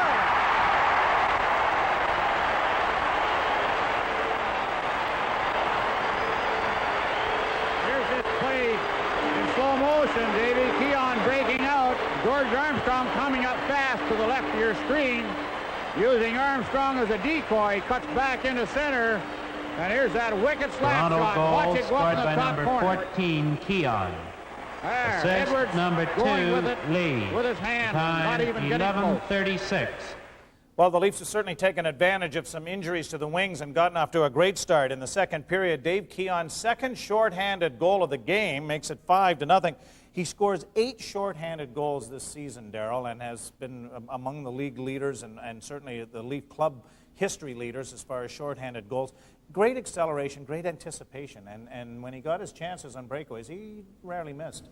Yeah, Davey, and the one thing that he was exceptional at, that goalies had problems with, was his backhand. I mean, he'd come in on his off wing, and he'd have a kind of a slap shot backhand, you know, and he would score a lot of them. But you're right, one-on-one on the defenseman, he had great acceleration. He could, you know, move either way, and very deceptive, and he could shoot the puck quickly and very accurate. But, nice to see you got an assist on this. You were sitting in the penalty box when he scored shorthanded. Yeah, I'm not sure how he got that, Bonesy, but I'm not going to turn it back. No, absolutely. There you go. So the Maple Leafs have jumped to a 5-0 lead in the second period. Let's go back now to Bill Hewitt. 11:36, and Dave Keon now has scored his second goal while the Leafs have been shorthanded. And it makes it Toronto 5, Detroit 0. Vaughn, a long shot right on Edwards. And Ralph goes back for it as Detroit trails Toronto 5-0. Nick Libet at his own blue line. Up at center. Shot it over for Unger offside. 8 minutes, 8 seconds to go in the second period. Keon scored in the first period with Henderson in the penalty box and now has scored with Sittler in the penalty box. And for Dave Keon, that's his 10th of the year. Scored twice tonight. Trottier, Henderson, Ellis, and 2 by Keon. So it's still Ralph, number 3, back of that Detroit goal. Unger with them, Nick Libet, Bruce McGregor, and Wayne Connolly. Here they come to center. Rolfe takes his long shot, the rebound off the boards. Plant gets it to Harrison. Harrison holds it there. It's kicked loose by McGregor. Bob Vaughn up for Armstrong. Armstrong finds the opening, shooting it down the ice. Wayne Connolly goes back. Starting out, he nearly handed it to Armstrong. Gets it to Unger. Unger takes his shot. That was offside. And the face-off comes outside the blue line. Bob, I think Jacques Plante's getting stronger now after that busy first period. He certainly looked more than confident in that shot of Unger's, even though it was offside. And, you know, it's that poise he has in there, and I think it helps to steady down that Leaf defense. And we really thought that Bruce Campbell would get the starting call tonight, but I guess Coach McClellan felt that the right person to put in there was Jacques Plante. Okay, and from the face-off, the puck is cleared by Lajeunesse into the Leaf zone, and Jacques Plante leaves it there for Glennie. Glennie shoots it to Monahan. Monahan couldn't get on track. Gets it again, though. He and McMillan are out there. Monahan up the center. Still has it. Flips it into the Detroit zone. There's 32 seconds left in the penalty to Darryl Sittler. Clearing pass. Monahan running into Webster. It's cleared over on this wing to Brown. Larry Brown coming up at center. He takes a flip shot. Plante stopped it. Plante to Monahan. Monahan starting out of his own zone, gaining momentum to center. Gets away from Del Vecchio. Still has it. Then shoots it into the Detroit zone. Edwards leaves it there for Del Vecchio. Del Vecchio coming out to his own blue line. Darryl Sittler back on the ice, number 27. It's over the line. Monahan for Del Vecchio and Brown. Brown lets his shot go. That hit Glennie. Glennie then to Dory. Dory to Darryl Sittler. To McMillan. McMillan going over the line, trying to get in on goal, and he was stopped by Brown, who then was hit hard by McMillan. It's back up to center ice. Mahavlich over the line. There's his shot, and Plante caught that on a deflection as he was coming out of the net, and he got back to recover. What a fine save on Big Mahavlich. The first time he has really started to move tonight, and he fired a wicked bullet shot, just deflected off the defenseman's skate here, and Plante all the way with that beautiful glove of his, and a tremendous save on a deflection. Toronto Maple Leafs 5, Detroit Red Wings nothing. 6 minutes, 1 second remaining, second period. Hart's hard shot is wide. Goes over to the far wing, knocked back of the net. McKinney, covered by Carlander. Shot it over to Henderson. Henderson up to Ullman. Trottier racing down the right wing over the line. They're closing in. Ullman back of the net. Tried to get it over on the wing. Still has it. Gives it to Trottier. Back out in front to Ullman. And Ullman just failed to get his backhand away. He's knocked. Here's Trottier trying to come from the side. Ullman does. Hart had him covered. Trottier goes back of the net. He centered it. There's going to be a penalty to Detroit. Play is called. A tripping penalty. Handed out now to the Detroit Red Wings, number 23, Jimmy Shires.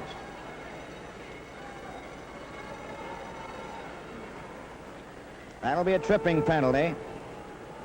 5 minutes, 22 seconds to go in the second period. Toronto leading 5-0, and we'll have a man advantage. Detroit penalty to number 23, Shires. 2 minutes for tripping. The time, 14:38.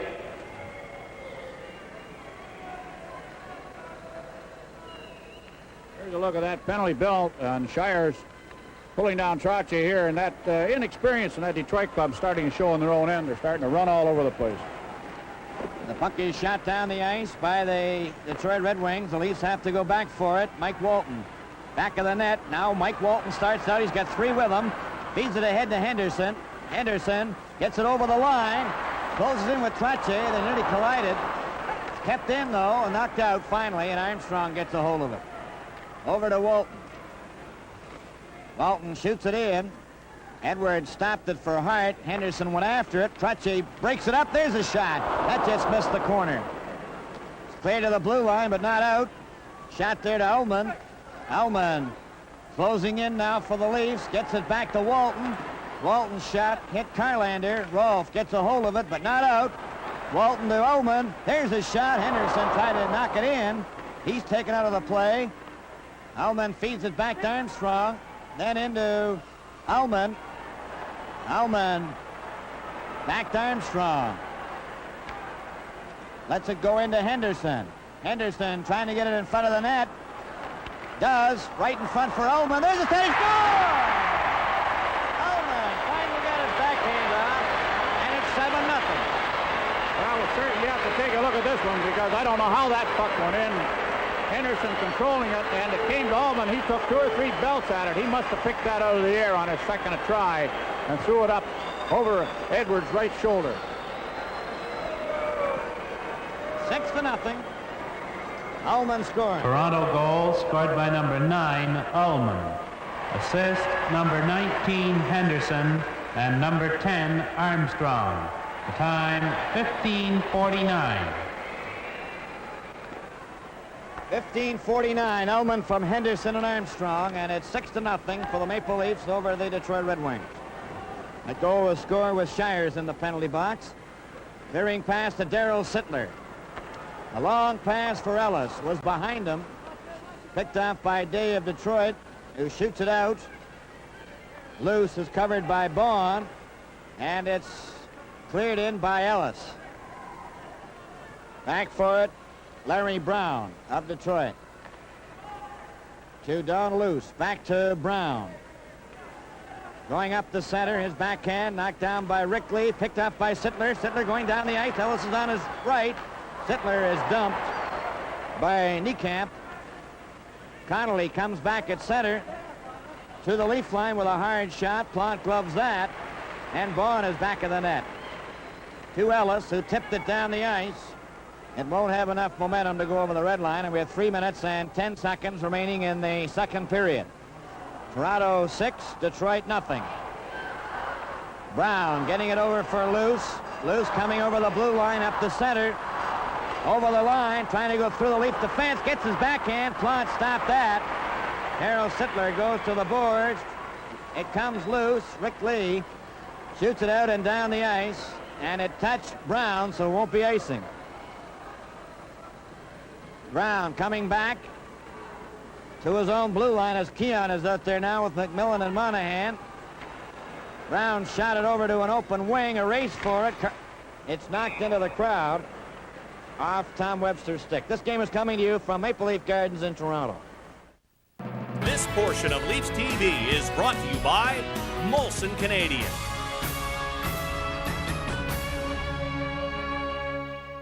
Canadian? Ooh, look at the Canadian, Mr. Pelt Trader.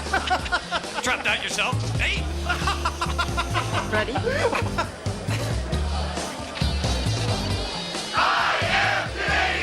They're only coming to Canada once this year.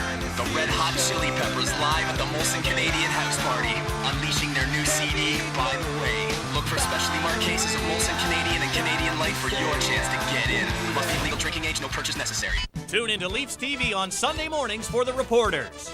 To Craig Ramsey, who survived a dozen games or so and into a new season and lost his job. So I think you said about any Leaf coach under Harold Ballard, you could almost say any Flyer coach under Bobby Clark might make the same claim. The reporters, Sunday mornings at 10.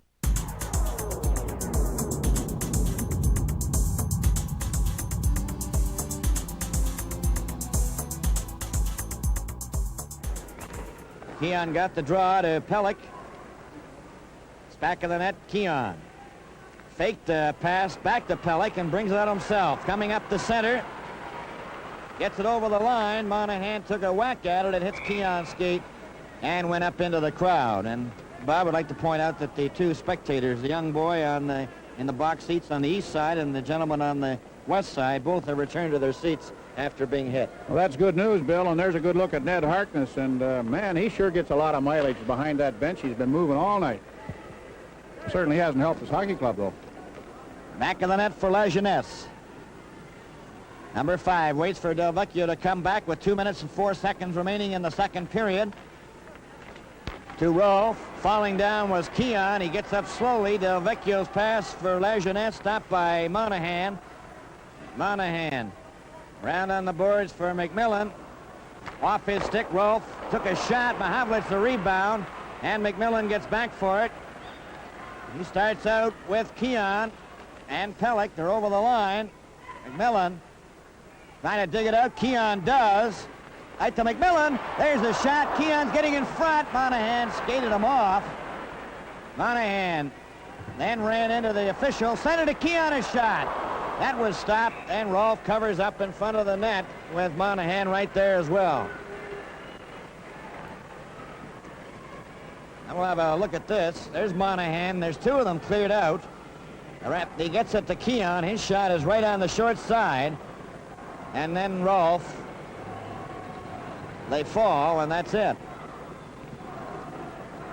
6-0 is the score in favor of the Maple Leafs over the Detroit Red Wings with 1:23 left in the second period. Jerry Hart coming out of his own zone with Unger. Checked by Ullman, but he gets his play away as he crossed the red line. Dory gets it to Henderson. Up to Ullman. Last minute Ullman of over the play line, in this takes his period. shot. That was stopped by Edwards. Niekamp for Detroit, coming out of his own zone to the blue line at center. Just shoots it into the Leaf zone, and Dory goes back for it with 48 seconds. To Henderson. Henderson's checked by Unger. He goes right back and checks him. Dory up for Ullman. Stopped by Niekamp, who shot it back of the net. McGregor, Libet standing in front of the net. And it went by Libet. Trache is partially blocked. There's the shot. He scores. Unger took the pass from Libet, and it's 6-1. Have a look at the replay on that one. Plante made the initial save. Trache fell. The puck goes. Has scored for the Detroit Red goal Wings, scored by third of the number year. 7, Unger. Assist, number 12, McGregor, and number 20, Niekamp. The time, 19:29.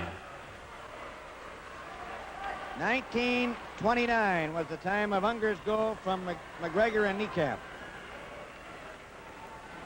So Detroit now with Nick Libet, and 18 seconds remaining. Gets it up to McGregor. McGregor gets it back to Niekamp again. Over for Libet. Niekamp gets the puck into the Leaf zone, and it's back there, Rick Lee.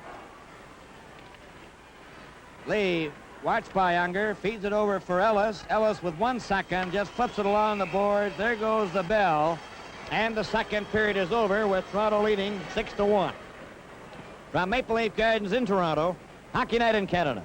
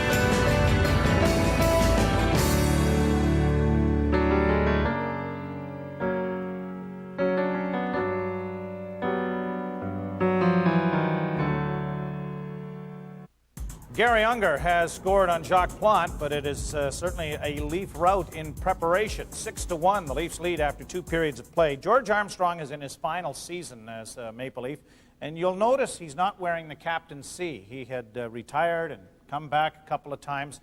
Dave Keon is the captain of the hockey club, and I guess the one thing, and you, of course, longtime captain of this organization and this team, and I asked a question. We were talking with Mark Askin, the producer of this program, about who was the last captain of the Leafs to retire with the C still on the jersey. Your history has been well documented, how that C came off, and it may have been Sil Apps that far back. But here's Chief playing the point on the power play. What kind of an individual for a youngster like you coming in here in 1970 is George Armstrong to play with? Well, he and still has a great sense of humor, and he always kept the guys loose. You know, and you were mentioning our record 5-14 back then, but you know, at practice he was, you know, he'd work hard and all those sorts of things. But on the road or in the dressing room, he'd always be kibitzing with the guys or pulling a practical joke on somebody. But he was very well respected. You know, when you win as many cups as he has and played as long as he has, and he was quite content allowing Davey to be the captain. Davey obviously had a great career with the Leafs and deserved that honor. And Chief just filled in and did what he did as he would have as a captain. You know, and but. When I look back now, I mean, I feel that I was fortunate to play in that era. Mm-hmm. You know, you talk about guys like Jacques Plante earlier and a Bobby Bond.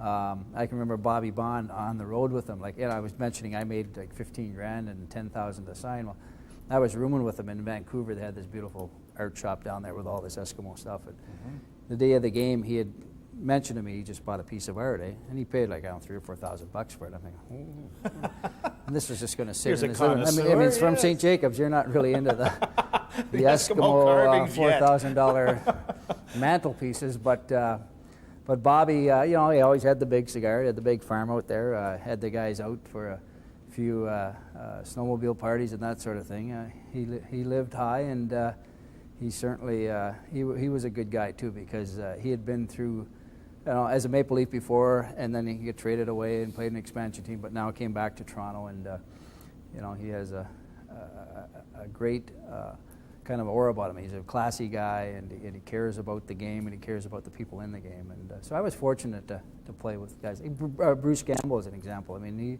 he was a guy kind of old school. He liked to have his tipsies after practice, and never tried very hard in practice, just kind of stood there as a target. A little Tried bit not like, to get hit. A little bit like you, Bonesy. Yeah, right, yeah, thanks. I don't see too many scars in your face. No, that's right. You got that right. You got all your teeth, right? Yeah, so Exactly. you remind me a little of Gamble. But all of these guys obviously had to have a great influence on you as to becoming a leader. And at this point, as you said, you're sitting in the corner of the dressing room trying to be quiet, not get anyone in anyone's way, but you're learning from these guys. Yeah, you're learning, and you're. I can remember too. I had such a desire to play in the National Hockey League, and when I went to training camp, I mean, guys came with the idea that they were going to get in shape, and training camps were fairly long. But I mean, they would go out after practice and have lots to drink, and most times too much to drink. And you know, they'd want a kid like me to come along, but I had enough willpower and inner strength in me to say, hey, listen, I'll drink orange juice, and you know, I've kind of had a you know, and I think the guys respected that and accepted it. You know, I'd still be a part of them and go out to them, but it's certainly different now with guys training all year round and not wanting to get in any trouble at all, because if you did, you would be possibly off the team, where back then guys would do it, or even writers and stuff, they would hide things and not make a big issue of things that went behind the scenes, you know. So you learned a lot through how they live their lives off the ice and obviously on the ice. But I'll give all of them credit. Every player that I played with, I feel, had a real desire and passion to play. And that's something to me that is so important. That's, you know, it wasn't the paycheck, it wasn't anything but, hey, I'm a Maple Leaf, I'm an NHLer, and I've come to play with my heart, and I've learned that. And sometimes in today's game, I'm not sure that it's always there the same as it was back then. Well, right now, the Maple Leafs are certainly enjoying that. 6-1, they have the lead after 2 periods of play, because it's November 28, 1970. The Leafs and Wings on Molson Canadian Maple Leaf Classics on Leafs TV. Spin, spin, spin the globe. It's your turn to spin the globe. Spin it, spin it, spin it. All around the world, Siemens helps companies prosper by providing them with systems and controls that assure quality regardless of quantity. Whatever the product, wherever consumers consume, we want to help them savor life better. Spin, spin, spin the globe. It's your turn to spin the globe. An evening with Roger. Join Roger and many of his closest friends from the hockey world and beyond and celebrate his extraordinary life. Wednesday, June 19th at the Westin Harbour Castle in Toronto. Tickets are just $125 each, with profits benefiting Hockey Fights Cancer and the Roger Nielsen Forever Hockey Fund. For information about the event and tickets, visit rogerdinner.com. The crowd is standing here in Ottawa, and they're cheering their coach tonight, Roger Nielsen.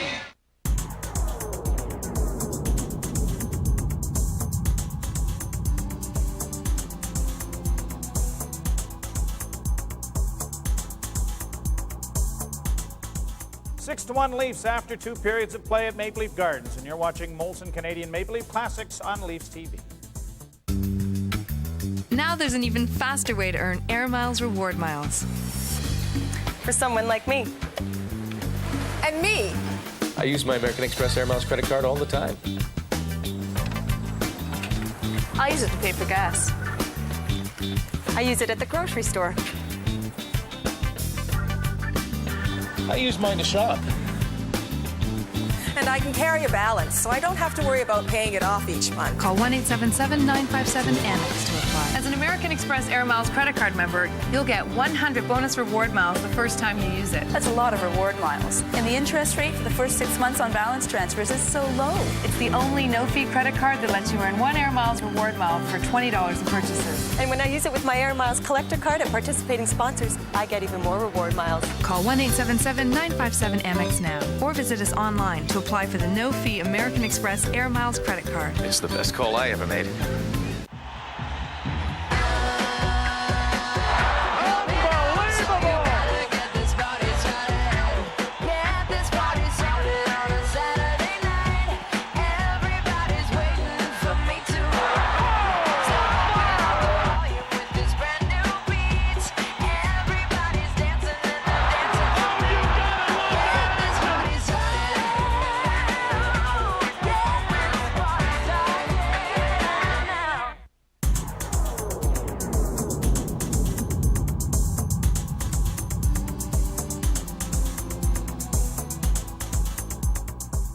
For this final period, Detroit will defend the north end of my left and the Leafs the south end of the right. There's the score, Toronto 6, Detroit 1. Keon Monahan, McMillan, Al Carlander at center ice with Mahavlich on one wing and Webster on the other. Dale Rolfe back at the blue line with Hart. In goal is Don McLeod now for the Red Wings as the puck went over the glass into the crowd. Carlander, Webster, and Mahavlich. Hart and Rolfe. The puck goes back to Lee. Lee over to Baughan. Vaughn's pass at center. Keon picks up. His pass for Monahan, knocked off by Webster. For Monahan again. Rolfe moves up. Steals. Webster gets the puck. Lets the shot go. He scores! Webster found the bottom right-hand corner, and it's 6-2. Watch this play now. Webster steals the puck from Lee. Comes from the right wing, getting set to let the shot go. Lets it go. And he's found the bottom corner just inside the post. 6-2.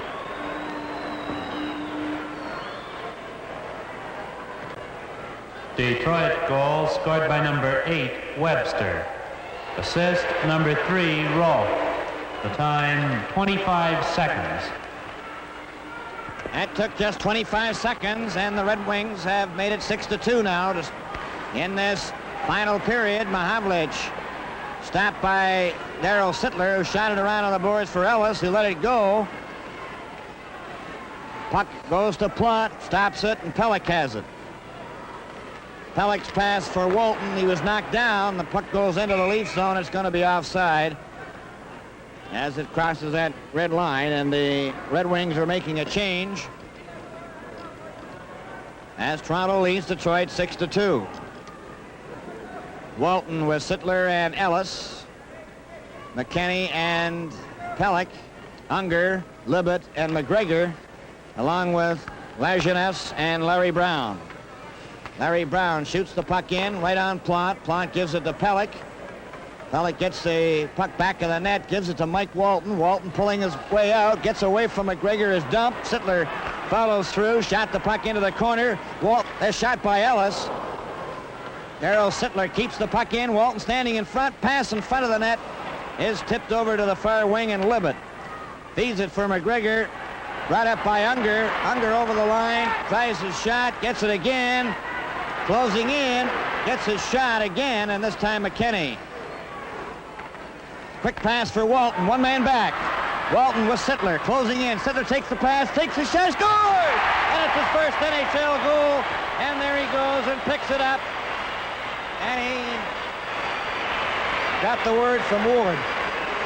Well, there's a happy young fellow, Bill, and a well-deserved young goal, and a nice play by Mike Walton, who took a look and saw him coming up late and just flipped it over. And the young fellow from London Juniors fired a tremendous shot past Don McLeod for his first National League goal. Toronto goal scored by number 27, Sittler. Assist number 16, Walton, and number 18, McKenney. The time, 1:41. A minute and 41 seconds of the third period, Darryl Sittler scores his first National Hockey League goal. And I don't know as I've ever seen you move any quicker than you did after that puck. Hey, Bonesy, it was a long time coming, eh? November 28th, I don't know, I guess 21 games into the season. But, yeah, I had a few chances before that, couldn't score. And I don't know if the people realized this back then, but Don McLeod, Smokey McLeod, they just put him in for the start of the third period. And that was his first goal he let in. So I wanted to make sure I got the puck and not him. Hey, Buns. You think he wanted to keep it? I don't know. He might have kept the one where he shut somebody out. I don't think a goalie would want the puck. But here's, obviously, as you mentioned, you come up, you don't spend any time in the minors, you're playing on the fourth line in a position that you're not really accustomed to, and you're not scoring the way you did in junior. So when you do get this one, you had to feel awful good. Yeah, it's been a long time coming, eh? I mean, I was a hot shot in junior, Bones. He's scoring 40, 50 goals back then. But, yeah, it did feel good. And, you know, I knew it was going to come sooner or later, and you didn't know when it was going to come. But when I got it, yeah, I was quite proud. I still have the puck at home. Quite proud of it. I haven't sold it like some of the guys, you know. No, and I dare say you shouldn't either. You got Mike Walton, Jim McKenney, another couple of guys who are, well, Shakey's been in the league for a few years, but and Howie's a youngster too. Again, sort of the, if you looked at those three guys, yourself included, it's sort of the future of the hockey club. Yeah, I mean, obviously we know Jimmy McKenney's background and expectations. They always compared him to Bobby Orr, and he was, you know, only 1 or 2 years into the league then. Shaky Walton, he was a colorful guy, as we all know. I mean, he was a temperamental guy, but he was a good player, a very good player. So to have those two guys assist on it and still know them now as friends, see them, I actually ended up buying Shaky Walton's cottage up in Orillia a few years later. But Yeah, they were good guys, and I always felt, a certain feeling for Jimmy McKinney because the expectations were high, and he was a very competitive guy. He'd work hard in practice, and I don't know that the pressure that was put on him was fair, but he certainly was a smart hockey player and a good team guy. Talented guy. Talented guy, yeah. Indeed. So the Leafs are running away with this one, and Darryl Sittler has scored his first ever NHL goal. Let's go back now to Bill Hewitt. 141. Dale Rolfe comes back over the blue line now for the Red Wings. Toronto Maple Leafs 7, Detroit 2. Unger picks it off and shot it down the ice. Hart goes back for it. Trottier after him. Cleared around to Unger. Unger goes right in front of his own net, watched by Henderson. Unger coming up to the blue line. Still has possession at center. Shot the puck over the line, intended for Libet. Plante has it back of the net. Dory around to Henderson. Henderson was checked by Rolfe. Plante came out of the net to Glennie. Glennie shot it right onto Rolfe's stick. Rolfe cleared it back again. Dory into the corner, around on the boards. Trottier couldn't get it out. Hart keeps it in. It's wide of the Leaf goal, and Dory's back there for it again. Dory takes his time as the Red Wings are changing. Dory feeds it to Trottier. Trottier to Henderson, off his stick. Out of the net comes McLeod. McLeod shoots it to an open wing. Ullman is there first. It's deflected to Rolfe. Rolfe with Day and McGregor, the three of them at center, up over the blue line. Over offside out to Day, number 21. Catch WNBA action on Raptors NBA TV all summer long. The Cleveland Rockers take on the Indiana Fever Saturday. Game time is 8 Eastern, 5 Pacific. It's the WNBA on Raptors NBA TV. Oh, yeah. And what did you do this weekend? I called this girl, but the line was busy. Gary? Matt? I went to Wendy's for lunch. Well, I see their hamburgers on TV and they look good. I ordered a classic double with cheese. Call me crazy, but I think they made it just for me. Hot, juicy, it tasted great. And when I finished, I felt good. And I liked that feeling. Bravo! Sure. Wendy's Classic Double with cheese. And now Wendy's pickup window is open late so you can eat great even late. It was an epic story spanning 4 years. There was a cast of thousands, an audience of millions. I know the whole world wants us to lose, except for Canada and Canada fans and our players. An entire nation was challenged, and our heroes delivered a climax we'll never forget. 2002, gold medal, Canada! Gold Rush 2002, the team, the test, the triumph. In stores now.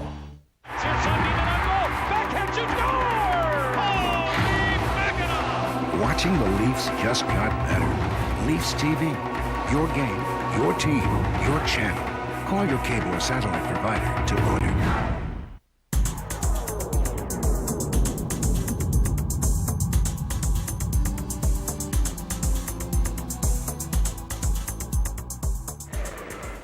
Bill, this young Don McLeod that's in goal for Detroit now spent last year with Fort Worth in the Central Pro League. Played 36 games down there. He had a pretty fair 2.97 average. He's a native of Trail, British Columbia, and played his junior hockey with the Edmonton Oil Kings. Mike Pelech moves up, takes his shot. It goes over for Mahavlich. Mahavlich gets it out to Carlander. Carlander over for Webster.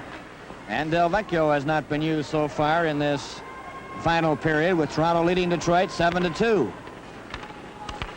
Cleared out by Detroit to center. Pelech wrapped it back. Now Frank Mahavlich going over the Leaf line, trying to cut in, centered it. Walton was there. Carlander steals the puck. Here's pass in front, they score! Mahavlich from Webster as they stole the puck in the Leaf zone. A nice effort by that Al Carlander on the boards, taking the puck away, giving it to Webster. Webster seeing the big M wide open to Plante's right, and he just pucked it in behind him. A very neat three-way passing play.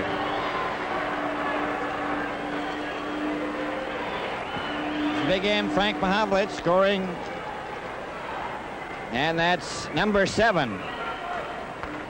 Mahavlich, Webster, and Carlander. Detroit goal scored by number 27, Mahavlich. Assist number 15, Carlander. The time, 5:16. Incidentally, Bill, Frank tells a kind of a good story on himself. He says he's getting to be known now as Peter Mahavlich's older brother. All set to go. Toronto 7, Detroit 3, 14:33 to go in the hockey game. Ullman facing off against Carlander. Ullman got the draw this time. Glennie back up at center ice, falls. Carlander had possession of it, lost it. Glennie's pass broken up by Webster to Carlander again. It goes to the corner. Glennie takes his check out.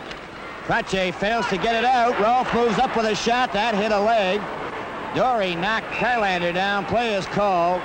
And there's going to be a penalty here to Dory. Face off inside the Detroit blue line. There's Jim Dory in the going to the penalty box at interference at 5:51. Toronto 7, Detroit 3, but the Red Wings have that advantage, although the Leafs have scored twice while they have been shorthanded. So it's backfired twice on Detroit so far in this hockey game. Keon has scored 2 goals for the Leafs while the Leafs were shorthanded. Rick Lee covered along the boards by Nick Libet. Unger gets in on it. Bond falls. Lee then covers Libet. The puck is cleared along the boards. Lee trying to shove it to Armstrong, and they finally hold it there for a face-off. 1 minute and 34 seconds left in Dory's penalty. 13:43 remaining in the game, and Toronto is leading Detroit 7-3. And there you see the scoreboard and the penalties. The penalty, you can see a 134 is up in the top left-hand corner of the screen. Here's a chance for McGregor, centering it, a shot. Oh, Plante stopped that, and Unger missed the rebound. Keon shoots it down the ice. Going back for it is Dale Rolfe, number 3. Rolfe starting back for the Red Wings. Red Wings have momentum now. Keon checked the Detroit player, and Wayne Connolly comes to center to the Leaf line and over. Armstrong then for Bond. Rolfe shot cleared down the ice for Keon. Was just behind him. McLeod shoots it around on the boards for Libet. Libet's pass for McGregor. Rick Lee shoots it right back, and this time it goes into the crowd, but nobody is hit. Well, we've played 7 minutes of this final period. It's 7-3 in favor of Toronto over the Red Wings, but the Red Wings have a man advantage. 43 seconds left in Dory's penalty. Up comes Hart now for the Detroit. A quick pass over on the right side of Webster. A hard shot. That's off the glass into the corner. Monahan gets it out over the blue line. He's out there with McMillan. Hart will try it again by shooting it into the Leaf zone. Plante back in the net, let it go. Carlander was hit by Bond. Carlander slow getting up. Hart over for Rolfe. Rolfe having difficulties. Checked by McMillan, and McMillan gets it out and down the ice. 10 seconds left in Dory's penalty. Now it's Hart coming down the ice for Detroit. The Leafs have made a change. Coming up for Webster. Webster takes his shot. Plante gloves that, and he's going to hold it for a face-off in the Leaf zone as he saw Dory coming out again, so the Leafs can change their lines in comfort. A reminder to our viewers that this Wednesday our telecast comes to you from Toronto, where the Leafs host the Los Angeles Kings. Consult your local TV listings for the station in your area. As usual, this game will be brought to you in part by Ford of Canada and the Mercury and Ford dealers. Mike Pelech shooting the puck around on the boards to Ron Ellis. Ellis down the right wing to center. Back to Pelech, who crosses the red line, shoots into the Detroit zone. Day and Connolly back there for it. Day gets it first. Harrison stepped into him. Day gets up slowly as Niekamp tries the puck over the blue line. The linesman calls the play, and the referee had to call it as the linesman fell. He was trying to get his arm up, Bob, on a delay and lost his balance. And a nice move by referee Bruce Hood. that could be pretty dangerous for those officials because they don't wear half the padding as those players wear, and they take the falls just as hard. Jim Niekamp right onto Pellick.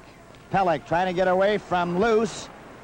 Harrison slips it out on the right wing, and it goes to the Detroit blue line where Larry Brown gets it over to Niekamp. Niecamp's pass for Connolly. Darryl Sittler's pass for Harrison failed to click. A pass up at center by Day is broken up. Niekamp finally shoots it in, and Ellis is back there for it. Ellis to McKinney. Up for Harrison. Harrison overskated the puck.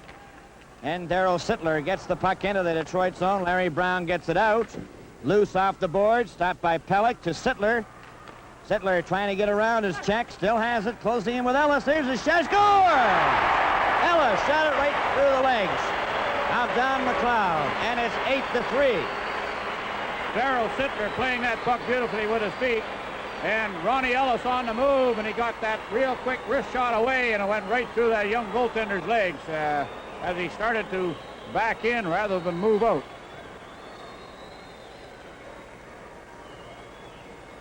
Toronto goal scored by number 6, Ellis. Assist, number 27, Sittler, and number 4, Pellick. The time, 9:14. 9:14 is the time of that goal, and Toronto now leads Detroit 8-3. It's Trottier to Ullman. Back to Trottier, over the line. Trottier trying to cut in. Goes back of the net. Tried to set up Henderson. Henderson trying to cover his check. The puck goes loose to Trottier. Trottier is given a bump. Ullman tried to center it out, and Libet comes back for Detroit. Up the center, Henderson after him. Lenny bumped in. Unger tries to get it in front of the net, and Ullman is there. Now then, Libet centered it right in front. McGregor a shot, and Plante stopped that. There's going to be a penalty here to the Leafs. It goes to Hart. Hart chased out over the line, gives it back to Loose. To Hart. Hart skates back into his own zone. 4 Red Wings come back, and that is empty. Unger trying to bring it out. Pass to Libet. Libet's pass for McGregor, and it's offside.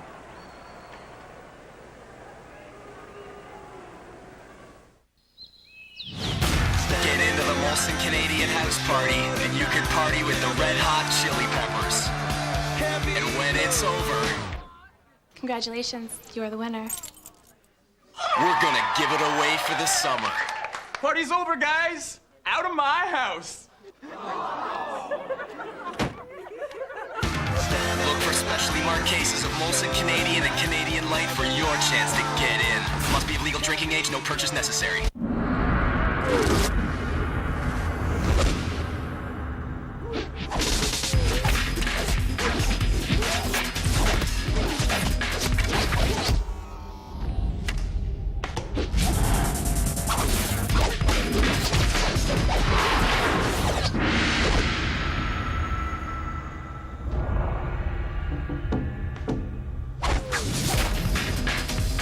Vector, fuel up. Welcome to more excitement from the world of sports. Hockey, it's your game. The NHL Network delivers live look-ins and updates on every game in the playoffs. And Leafs TV brings you the inside game with in-depth analysis. ESPN Classic Canada is home for the greatest moments in sports history. Raptors NBA TV, live games, NBA classics, and coverage that's all ball. WTSN Women's Sports Television. More choice with the world's first all-women's sports network. Go get your sport. To order, call your satellite or cable provider.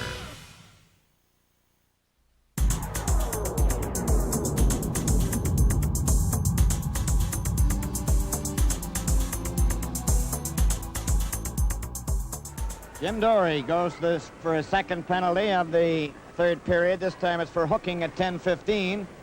Bob Vaughn into the corner, back of the net, shot the puck, and that's up into the spectators in the box seats over the glass.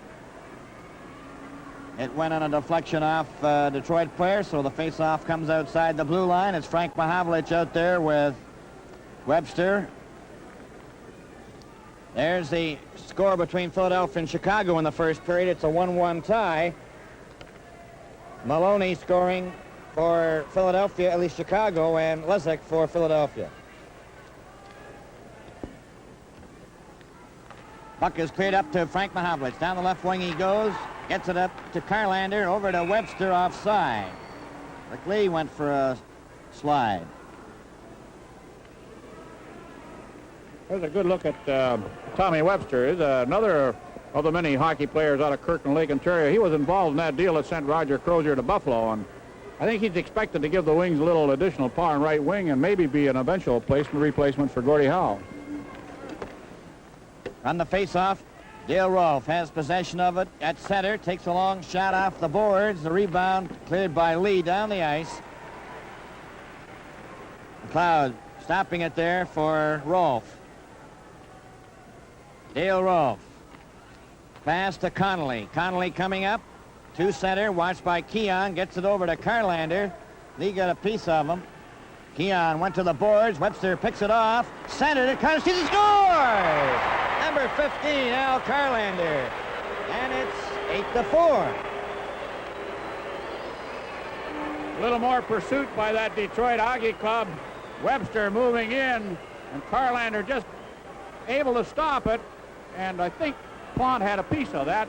Got through off his right skate and deflected into the corner, but some fine pursuit by Tom Webster getting it out to Carlander, and a good second effort by Carlander after he stopped the wide pass. And it's his first of the season, Bob. Detroit goal scored by number 15, Carlander. Assist number 8, Webster, and number 17, Connolly. The time 11-11. 11-11 is the time of the goal by Carlander. It's 8-4. Up comes Unger. Unger is checked by McKinney. Lajeunesse gets it over the line. He's given a bump, but down went McMillan, who ran into him. McMillan will try it back down the right wing. Broken up by Hart. Hart gets it over to Lajeunesse. Up at center ice. Now then McMillan gets it handed back to him. To Monahan with Harrison and McMillan. Broken up by McGregor. Cleared over on the wing for Libet. Libet centered it, and Mike Pellick has it. Pellick just shoots the puck into the Detroit zone. It goes back in the net. Harrison steals the puck, trying to get it out in front. And it's Hart back of the Detroit net, number 18. To Gary Unger. Back to Lajeunesse. Coming at the blue line. A pass at center for Unger into the lead zone. He races after it first. Trying to center it. McMillan had him covered. Play is called, and we'll have a face-off in the lead zone to the right. Toronto 8, Detroit 4. 7 minutes and 32 seconds remaining in the game. It's 3-0 Leafs into the first, 6-1 at the end of the second. And now it's 8-4.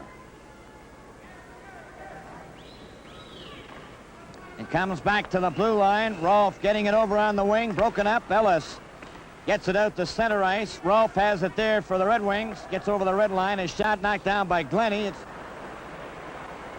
bouncing around. Sittler feeds it to Walton. Walton going over the blue line. There's his shot, and it hit a leg. Right back by Luce of Detroit with Connolly. Over the line, stopped by Dory. Dory got it over on the right wing. Ellis tried to set up Walton. The puck is loose. Ellis then to Sittler off his leg. Ellis follows through, then lost it to Connolly. Connolly straight down the ice at center. Flipped the puck into the Leaf zone, and Darryl Sittler's back there for it. He slips and falls. Dory clearing it up for Walton. Kneecap is checked. The puck came out over the line. It goes back to the blue line, and there's Hart with it for Detroit. Harry Hart takes a long shot, knocked down by Glennie. Glennie shot right onto Walton's stick as it deflected back to him. Mike Walton. Hook check from behind, and loose. Goes back for Detroit. A long shot. Caroms into the corner. Ellis holds it against the boards, and there's 6 minutes and 14 seconds left in the game. Playing this month on Viewer's Choice Pay-Per-View on Rogers Digital Cable.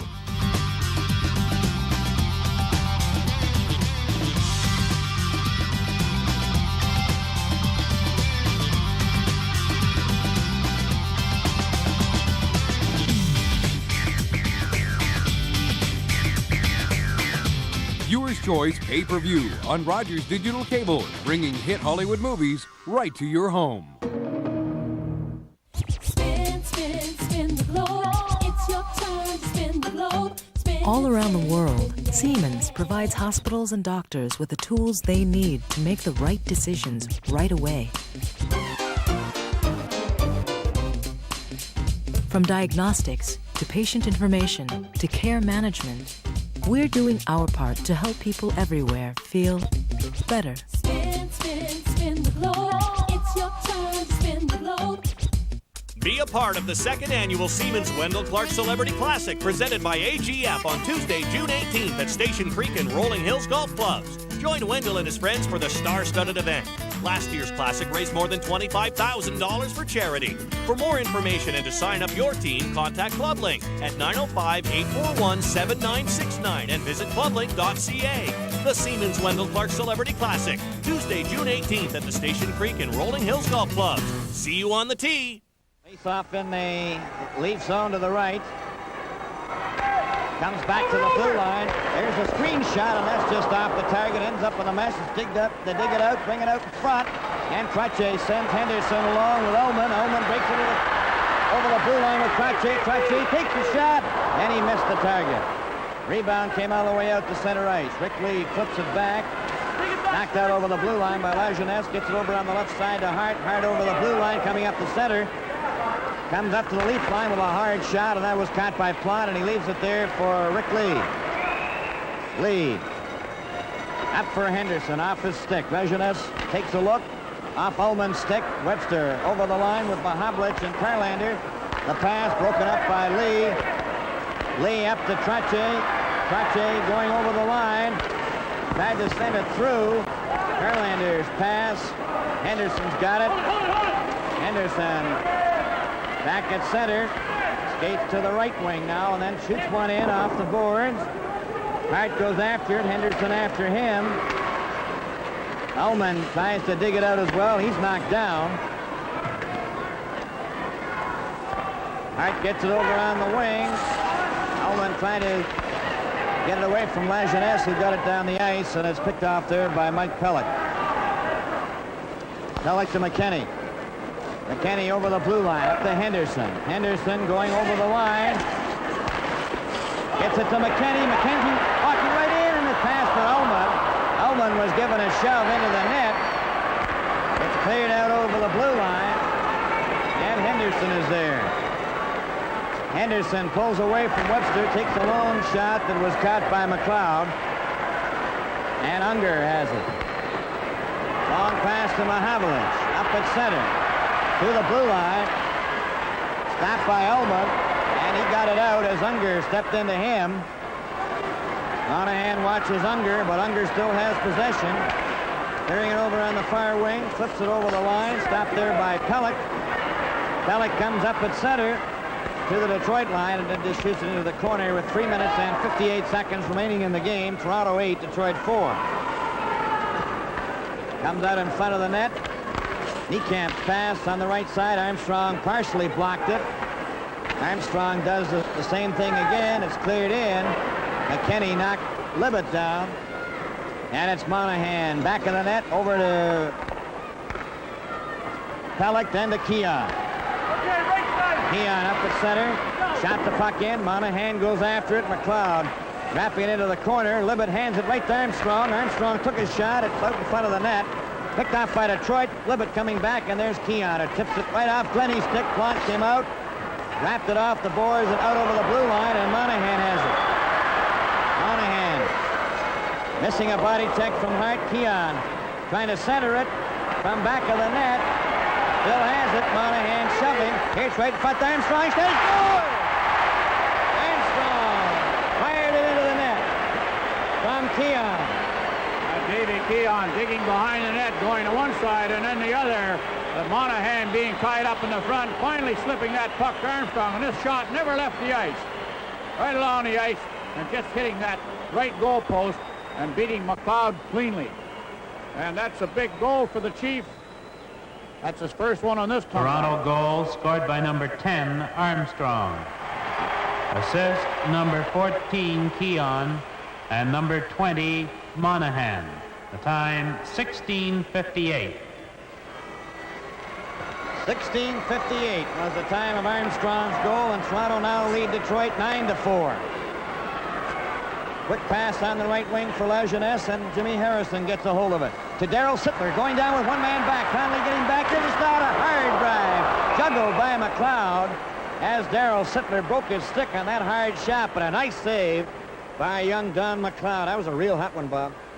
Sittler got that one away. He was going to take another look at it, and he was in close to the defense, but he got a very hard slap shot away, and McLeod sort of juggled it and covered up on it, but Sittler hit it so hard that he broke his stick on the play.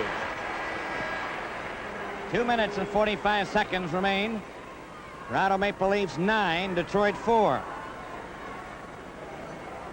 Harrison out to Sittler. He missed it off his skate, and back on the Red Wings. It's Connolly and Day. A long shot. Plot had it end up in the mesh and hold it there for a face-off in the circle to the right.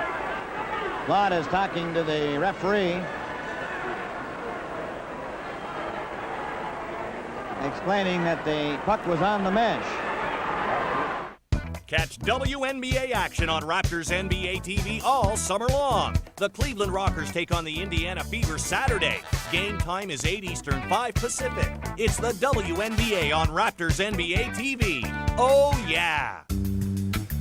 Now there's an even faster way to earn Air Miles reward miles. For someone like me. And me. I use my American Express Air Miles credit card all the time. I use it to pay for gas. I use it at the grocery store. I use mine to shop. And I can carry a balance, so I don't have to worry about paying it off each month. Call 1-877-957-AMEX to apply. As an American Express Air Miles credit card member, you'll get 100 bonus reward miles the first time you use it. That's a lot of reward miles. And the interest rate for the first 6 months on balance transfers is so low. It's the only no-fee credit card that lets you earn 1 Air Miles reward mile for $20 in purchases. And when I use it with my Air Miles collector card at participating sponsors, I get even more reward miles. Call 1-877-957-AMEX now, or visit us online to apply for the no-fee American Express Air Miles credit card. It's the best call I ever made.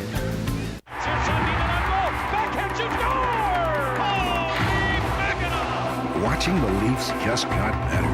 Leafs TV. Your game, your team, your channel. Call your cable or satellite provider to order. Face-off will be in the Leaf zone to the right. 2 minutes and 34 seconds left. Puck came out in front. Jim Dory.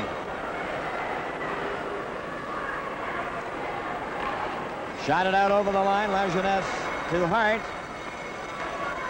Lajeunesse turning now at his own blue line, coming straight up the ice at center. He got over the line, was knocked down by Glennie. Ron Ellis, stick handling in his own zone. Goes to the right wing, trying to work his way out over the blue line. At center, Glennie shoots the puck into the Detroit zone. It goes back of the net. Picked off by Lajeunesse. Harrison hit him. And Day goes back to cover up. Here's Harrison trying to center it. Sittler was right in front. It never came to him, though, as the Red Wings covered up. Loose. Trying to bring the puck out with 1:41 left. Coming up over the blue line to center.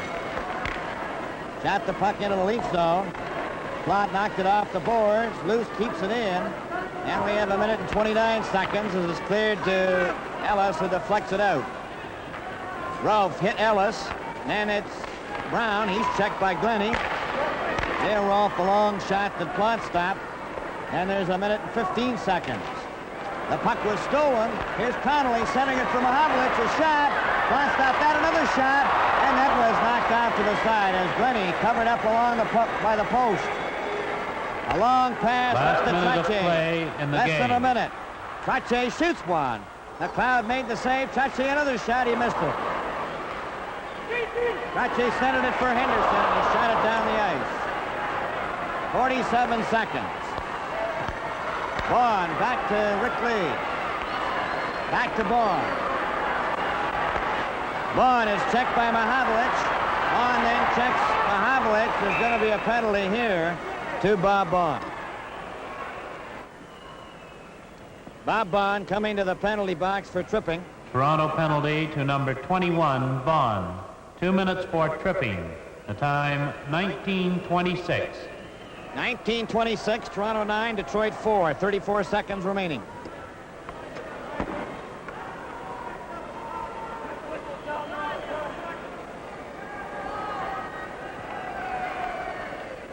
Keon is out there with Pellick, Armstrong, and Lee. Carlander, Webster, Mahavlich, Connolly, and Rolfe. Keon gets the puck out, one man back. Dick Handles gets it back to Lee with 26 seconds. Quick pass to Keon, he's got a breakaway. Going right in on goal. He's hooked from behind. Rolfe gets a hold of the puck. A hooking penalty. Keon goes to ask and see if he gets a penalty shot on that one. Hooking to Rolfe. Keon was in the clear.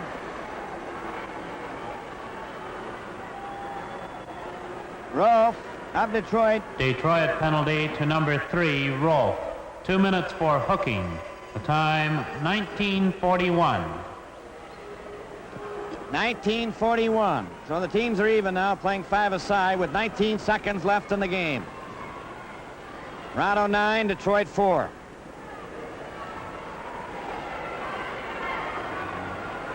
Keon, Armstrong, Pellick, and Lee. The puck goes to Brown. Larry Brown starting out for Detroit. Shot it, deflected off Lee with 10 seconds into the crowd.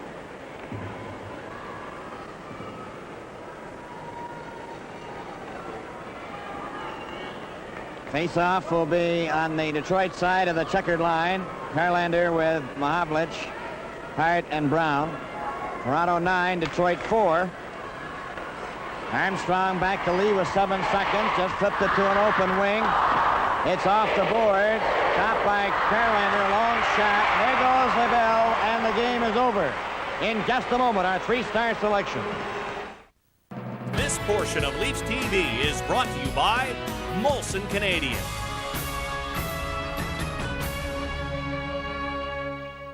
Canadian? Ooh, look at the Canadian, Mr. Pelt Trader. Dropped out yourself, hey? Ready?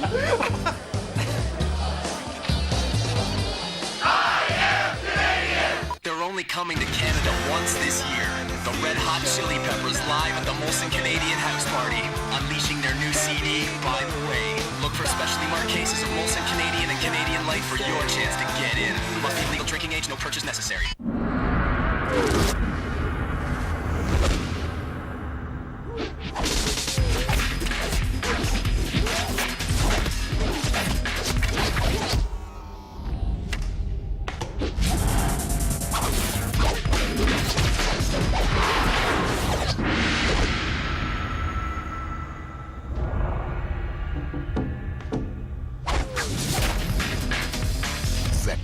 Fuel up.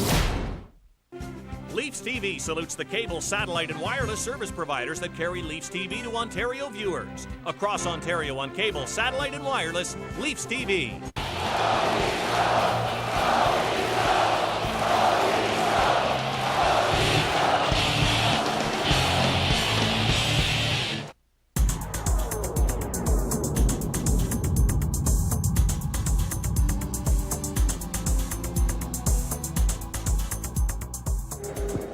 Ladies and gentlemen, here are the 3 stars of tonight's game as selected by Foster Hewitt. The first star, Dave Keon. The second star, Jacques Plante. And the third star, Norm Ullman.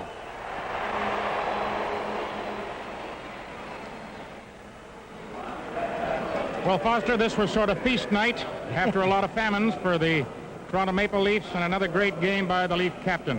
Yes, the Detroit, it wasn't Detroit's night at all, but I thought the key play in the whole game was in the first period with Armstrong and Keon killing off a penalty. That was the 3rd goal in the game, and I thought that was a turning point because that made it 3-0, and it set the whole pace. Certainly a couple of legends from the broadcast booth there, Jack Dennett and Foster Hewitt. The Maple Leafs win by a score of 9-4, and this is, you're watching Molson Canadian Maple Leaf Classics on Leafs TV. Protect the code at all costs. Directed by John Woo, Wind Talkers is as exciting as movie-making gets. Rafe's premier magazine, Nicolas Cage, Wind Talkers. Starts tomorrow at theaters everywhere. And what did you do this weekend? I called this girl, but the line was busy. Gary? Matt? I went to Wendy's for lunch. Well, I see their hamburgers on TV and they look good. I ordered a classic double with cheese. Call me crazy, but I think they made it just for me. Hot, juicy, it tasted great. And when I finished, I felt good. And I liked that feeling. Bravo! Sure. Wendy's Classic Double with cheese. And now Wendy's pickup windows open late so you can eat great even late. It was an epic story spanning 4 years. There was a cast of thousands, an audience of millions. I know the whole world wants us to lose, except for Canada and Canada fans and our players. An entire nation was challenged, and our heroes delivered a climax we'll never forget. 2002 gold medal, Canada! Gold Rush 2002. The team, the test, the triumph. In stores now.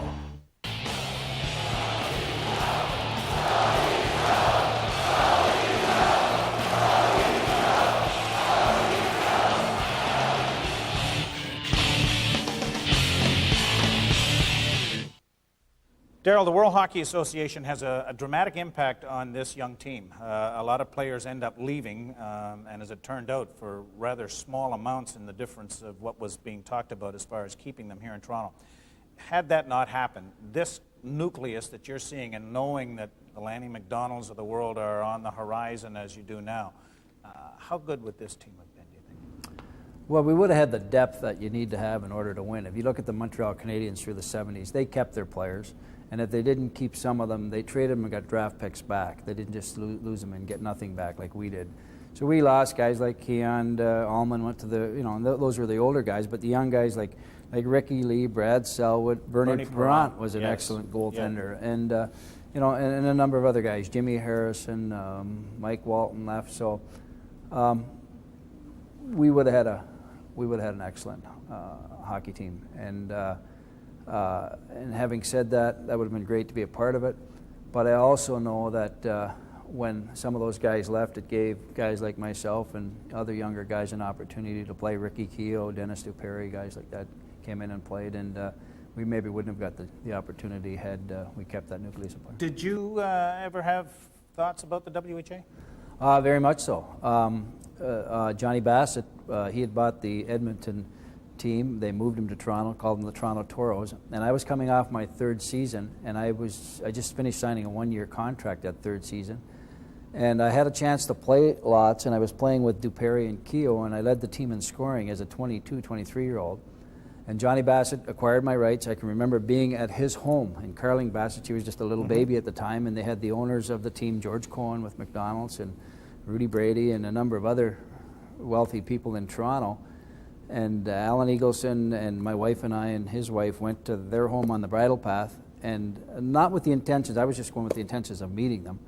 And Johnny Bassett wanted to sign me, offered me $1 million that night, which coming off of my... That 10G check looked a little small by comparison, didn't it? and he kind of floored us all. I can remember Wendy grabbing a Darryl, because we weren't sure that we wanted to go to the WHA, but we wanted to listen and hear them out. But and the deal was I had to take the $1 million that night if I was going to sign with them, and we left not taking it, and I went on to sign a nice deal with the Leafs and played for a team and in a league that I'm quite proud of, and I don't think I made the wrong decision. All right, and we want to thank you for making this decision to come and join us tonight. It's been a real treat, it always is, and good luck to you. Thank you, Joe. Okay, Darryl Sittler as our guest, and we took him way, way back to November 28, 1970, as a 20-year-old out of the London Knights, scoring his first National Hockey League goal against the Detroit Red Wings.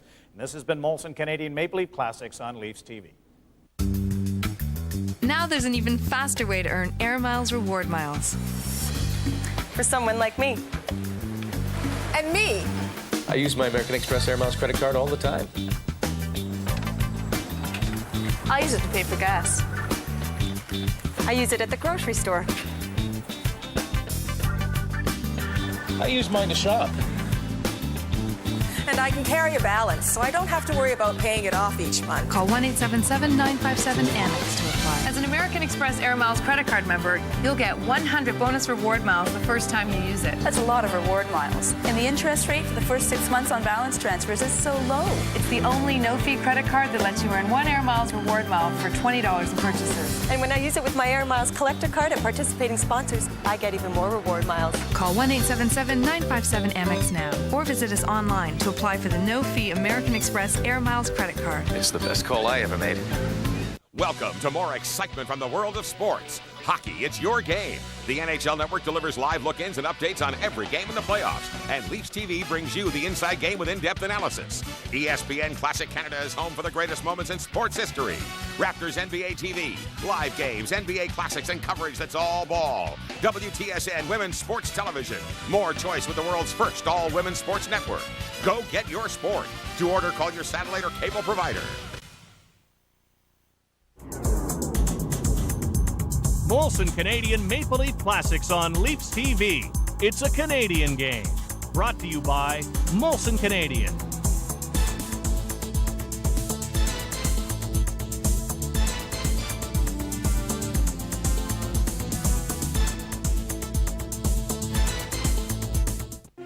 Leafs TV salutes the cable, satellite, and wireless service providers that carry Leafs TV to Ontario viewers. Across Ontario on cable, satellite, and wireless, Leafs TV.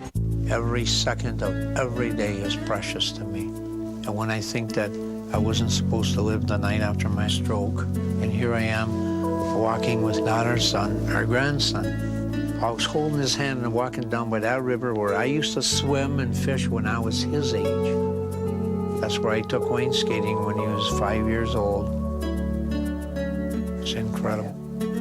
He's alive because someone knew the signs of a stroke. Do you?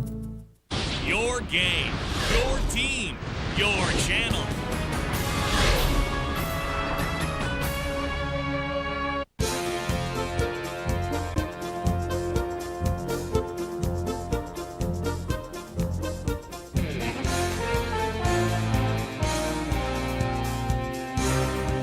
He was the kind of young defenseman you might have not noticed. Steady, dependable, unspectacular.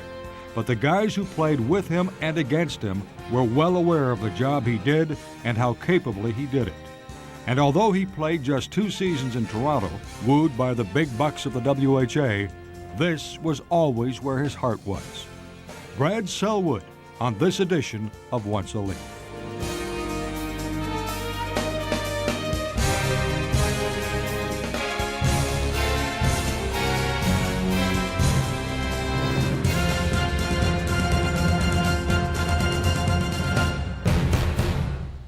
Welcome, Brad, to Once a Leaf. Nice to see you. Good to see you, Mike.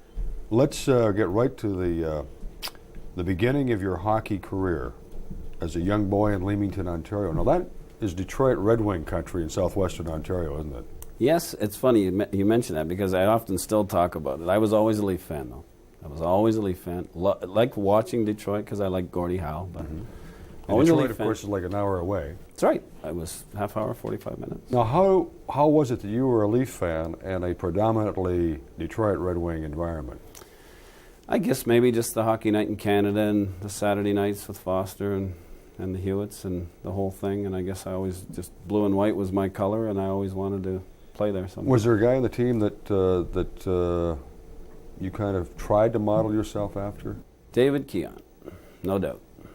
Now, as a defenseman, that's a bit of a stretch, isn't it? I know, it's true. And I wasn't a defenseman until my only year of junior A. So when you were playing with the Leamington Flyers, you were a forward? I was a forward. I was a centerman. And you were also a baseball player? That's correct. Was that your first love, baseball?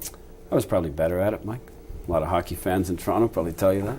But I enjoyed it. I enjoyed playing it. I played it every summer, as most kids down in my neck of the woods did. We played hockey all winter and ball all summer. And I was a catcher and got a little bit of a look-see by Detroit. And Bill Freehan, of course, the older fans out there would remember him, but I didn't feel I had much of a future. And yeah, he may have had that job for a while. So you only played 1 year of Major Junior A, and that was with the Niagara Falls Flyers. And it was a pretty good year to be in that hockey club, wasn't it? It sure was. It was a team where there was 10 teams in our division at the time, and we finished 6th overall. They had lost Derek Sanderson and the Bernie Perrants and the Joe Marats, and those older players had graduated and gone on to pro, and we had the Rick Lees and the Gary Swains and the Phil Robertos, and we just had a group of guys that got together and decided to bring a lunch pail every day, and we ended up upsetting the Junior Canadians in the semifinals, who were stacked with the Mark Tardifs and the Ray-Jean Houls and the Gilbert Perreaults, and then Kitchener had a powerhouse, and we were lucky enough to beat them in a 7-game series. We beat them in 8.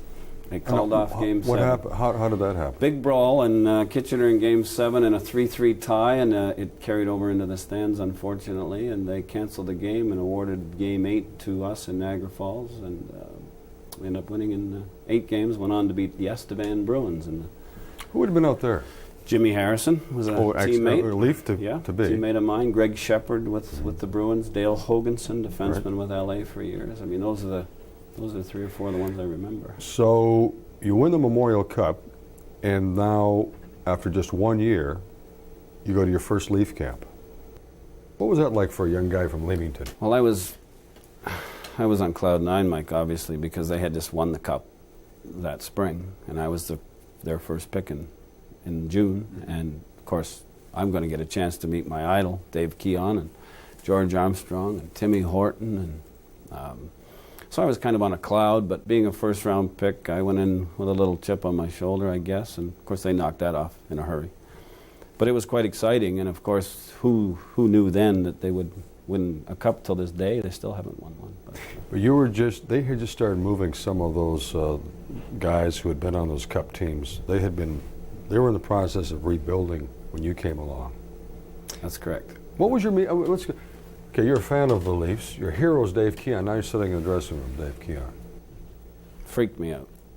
On one side of me is George Armstrong, and 2 seats down is Dave Keon. And I remember my first day coming back from Peterborough, where we broke camp, and I couldn't believe it. I'm sitting beside these 2 guys, and back then, of course, rookies, you didn't open your mouth. You didn't say a word? Not a word. So Dave Keon never knew that when you were a kid that he was the guy you wanted to be like? I think we were in a bar one night in Chicago after a game, Mike, and I told him that. I got a little brave after a couple of beers. But it happens, doesn't it? It does. But I idolized the Leafs, and it was the biggest thrill. I'll never forget the first game. And what was it about the first game you remember most? Well, my first game was in Vancouver. Scored my first NHL goal in my first NHL game. I let a flutter ball go from the point, and Charlie Hodge, if you remember Charlie. Ex-Montreal Canadian? Didn't see it. Probably could have caught it in his bare hand. But that's what I remember most. And, of course, standing on the blue line with the national anthem, I was kind of jittery, as you can only well imagine. But, so I just got to backtrack. I have to go back to your junior, because you came to the Flyers camp as a forward? Yes. And Paul Ems and his dad, Hap Ems, the legend in junior hockey, they moved you.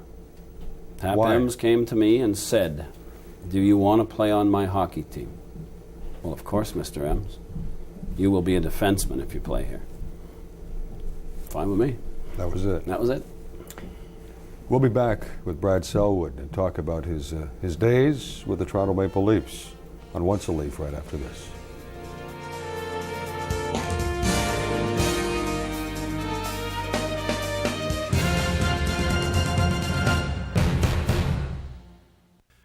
This portion of Leafs TV is brought to you by Danka, the specialists in smart document management.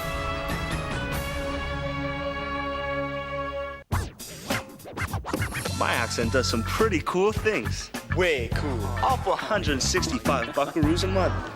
My Elantra has dual airbags, front and rear crumple zones, steel safety cage. Cool! At $179, it's a solid deal. Owning an SUV that's won a major vehicle satisfaction survey 2 years running. That's cool. Cool. Right now, get a cool summer deal on a new Hyundai. Cool. Now there's an even faster way to earn Air Miles reward miles. For someone like me. And me. I use my American Express Air Miles credit card all the time. I use it to pay for gas. I use it at the grocery store. I use mine to shop. And I can carry a balance, so I don't have to worry about paying it off each month. Call 1-877-957-AMEX to apply. As an American Express Air Miles credit card member, you'll get 100 bonus reward miles the first time you use it. That's a lot of reward miles. And the interest rate for the first 6 months on balance transfers is so low. It's the only no-fee credit card that lets you earn 1 Air Miles reward mile for $20 in purchases. And when I use it with my Air Miles collector card at participating sponsors, I get even more reward miles. Call 1-877-957-AMEX now or visit us online to apply for the no-fee American Express Air Miles credit card. It's the best call I ever made.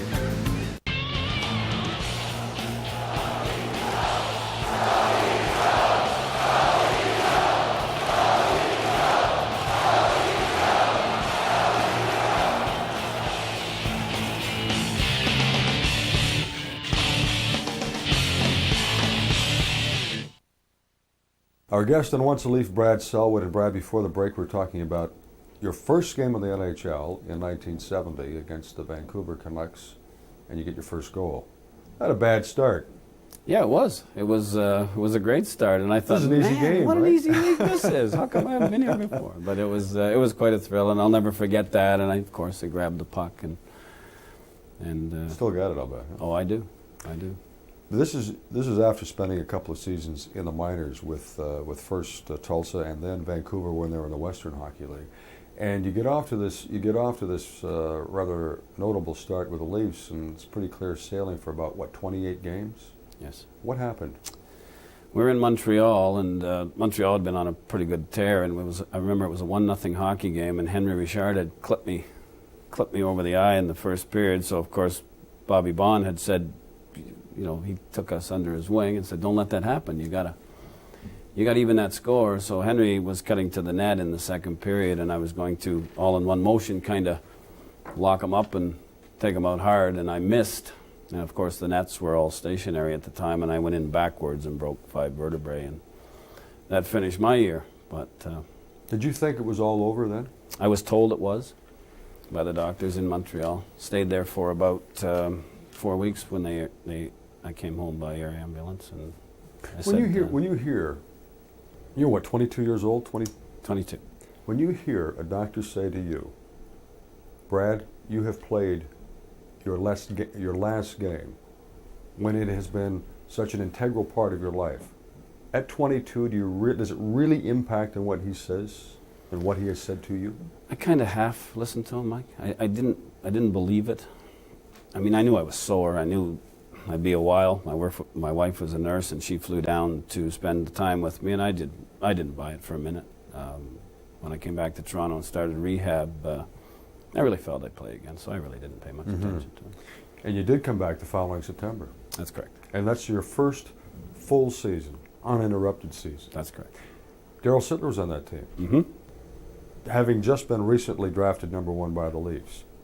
Could you have foretold the greatness that he was to achieve in his career? Was it there? It's going to sound like maybe I knew, but I didn't. But you could tell, because we'd be showered and out of the rink, and we'd at the Gardens, and we'd walk through the corridors, and he's still out in the ice, working. Probably the hardest working guy I've ever played with. When you played then, did you have certain career objectives at that time? Because now you're playing with the Leafs, fulfilling a dream, I assume. You get off to this great start with the team. Now you recover from a back injury. Did you say, or was it in your mind, I'm going to do this, this, and this as a Toronto Maple Leaf? I guess as a kid you want to hoist the cup, as we all say. Longevity. Mm-hmm. I played with Andy Bathgate and Mark Riome the year before in Vancouver, and they had said to me, longevity, that's the key. Take care of yourself and play a long time if you can, and don't walk away until they tell you you're done. And I think that's stuck more than anything. I never wanted to leave Toronto. I always wanted to be a Leaf, but it wasn't to be. No. As a matter of fact, you never came back after that second season with the Leafs, correct? That's correct. I received a call, Mike, that summer from Jack Kelly, who headed up the Hartford Whalers, then the New England Whalers. We became Hartford. And talked about X number of dollars. And I remember Pat Marsden doing an interview with myself and Jim Dory down at the old Holiday Inn at Warden on the 401, and I was scared to death because Mr. Ballard had offered X number of dollars, and of course you could have cashed that with a paper. What was it? What would an X be? Just well, I was making $22,500 Canadian my last year with Toronto, and I got an offer of $85 US with a $50,000 signing bonus in US funds. I went to Mr. Ballard, Mr. Clan,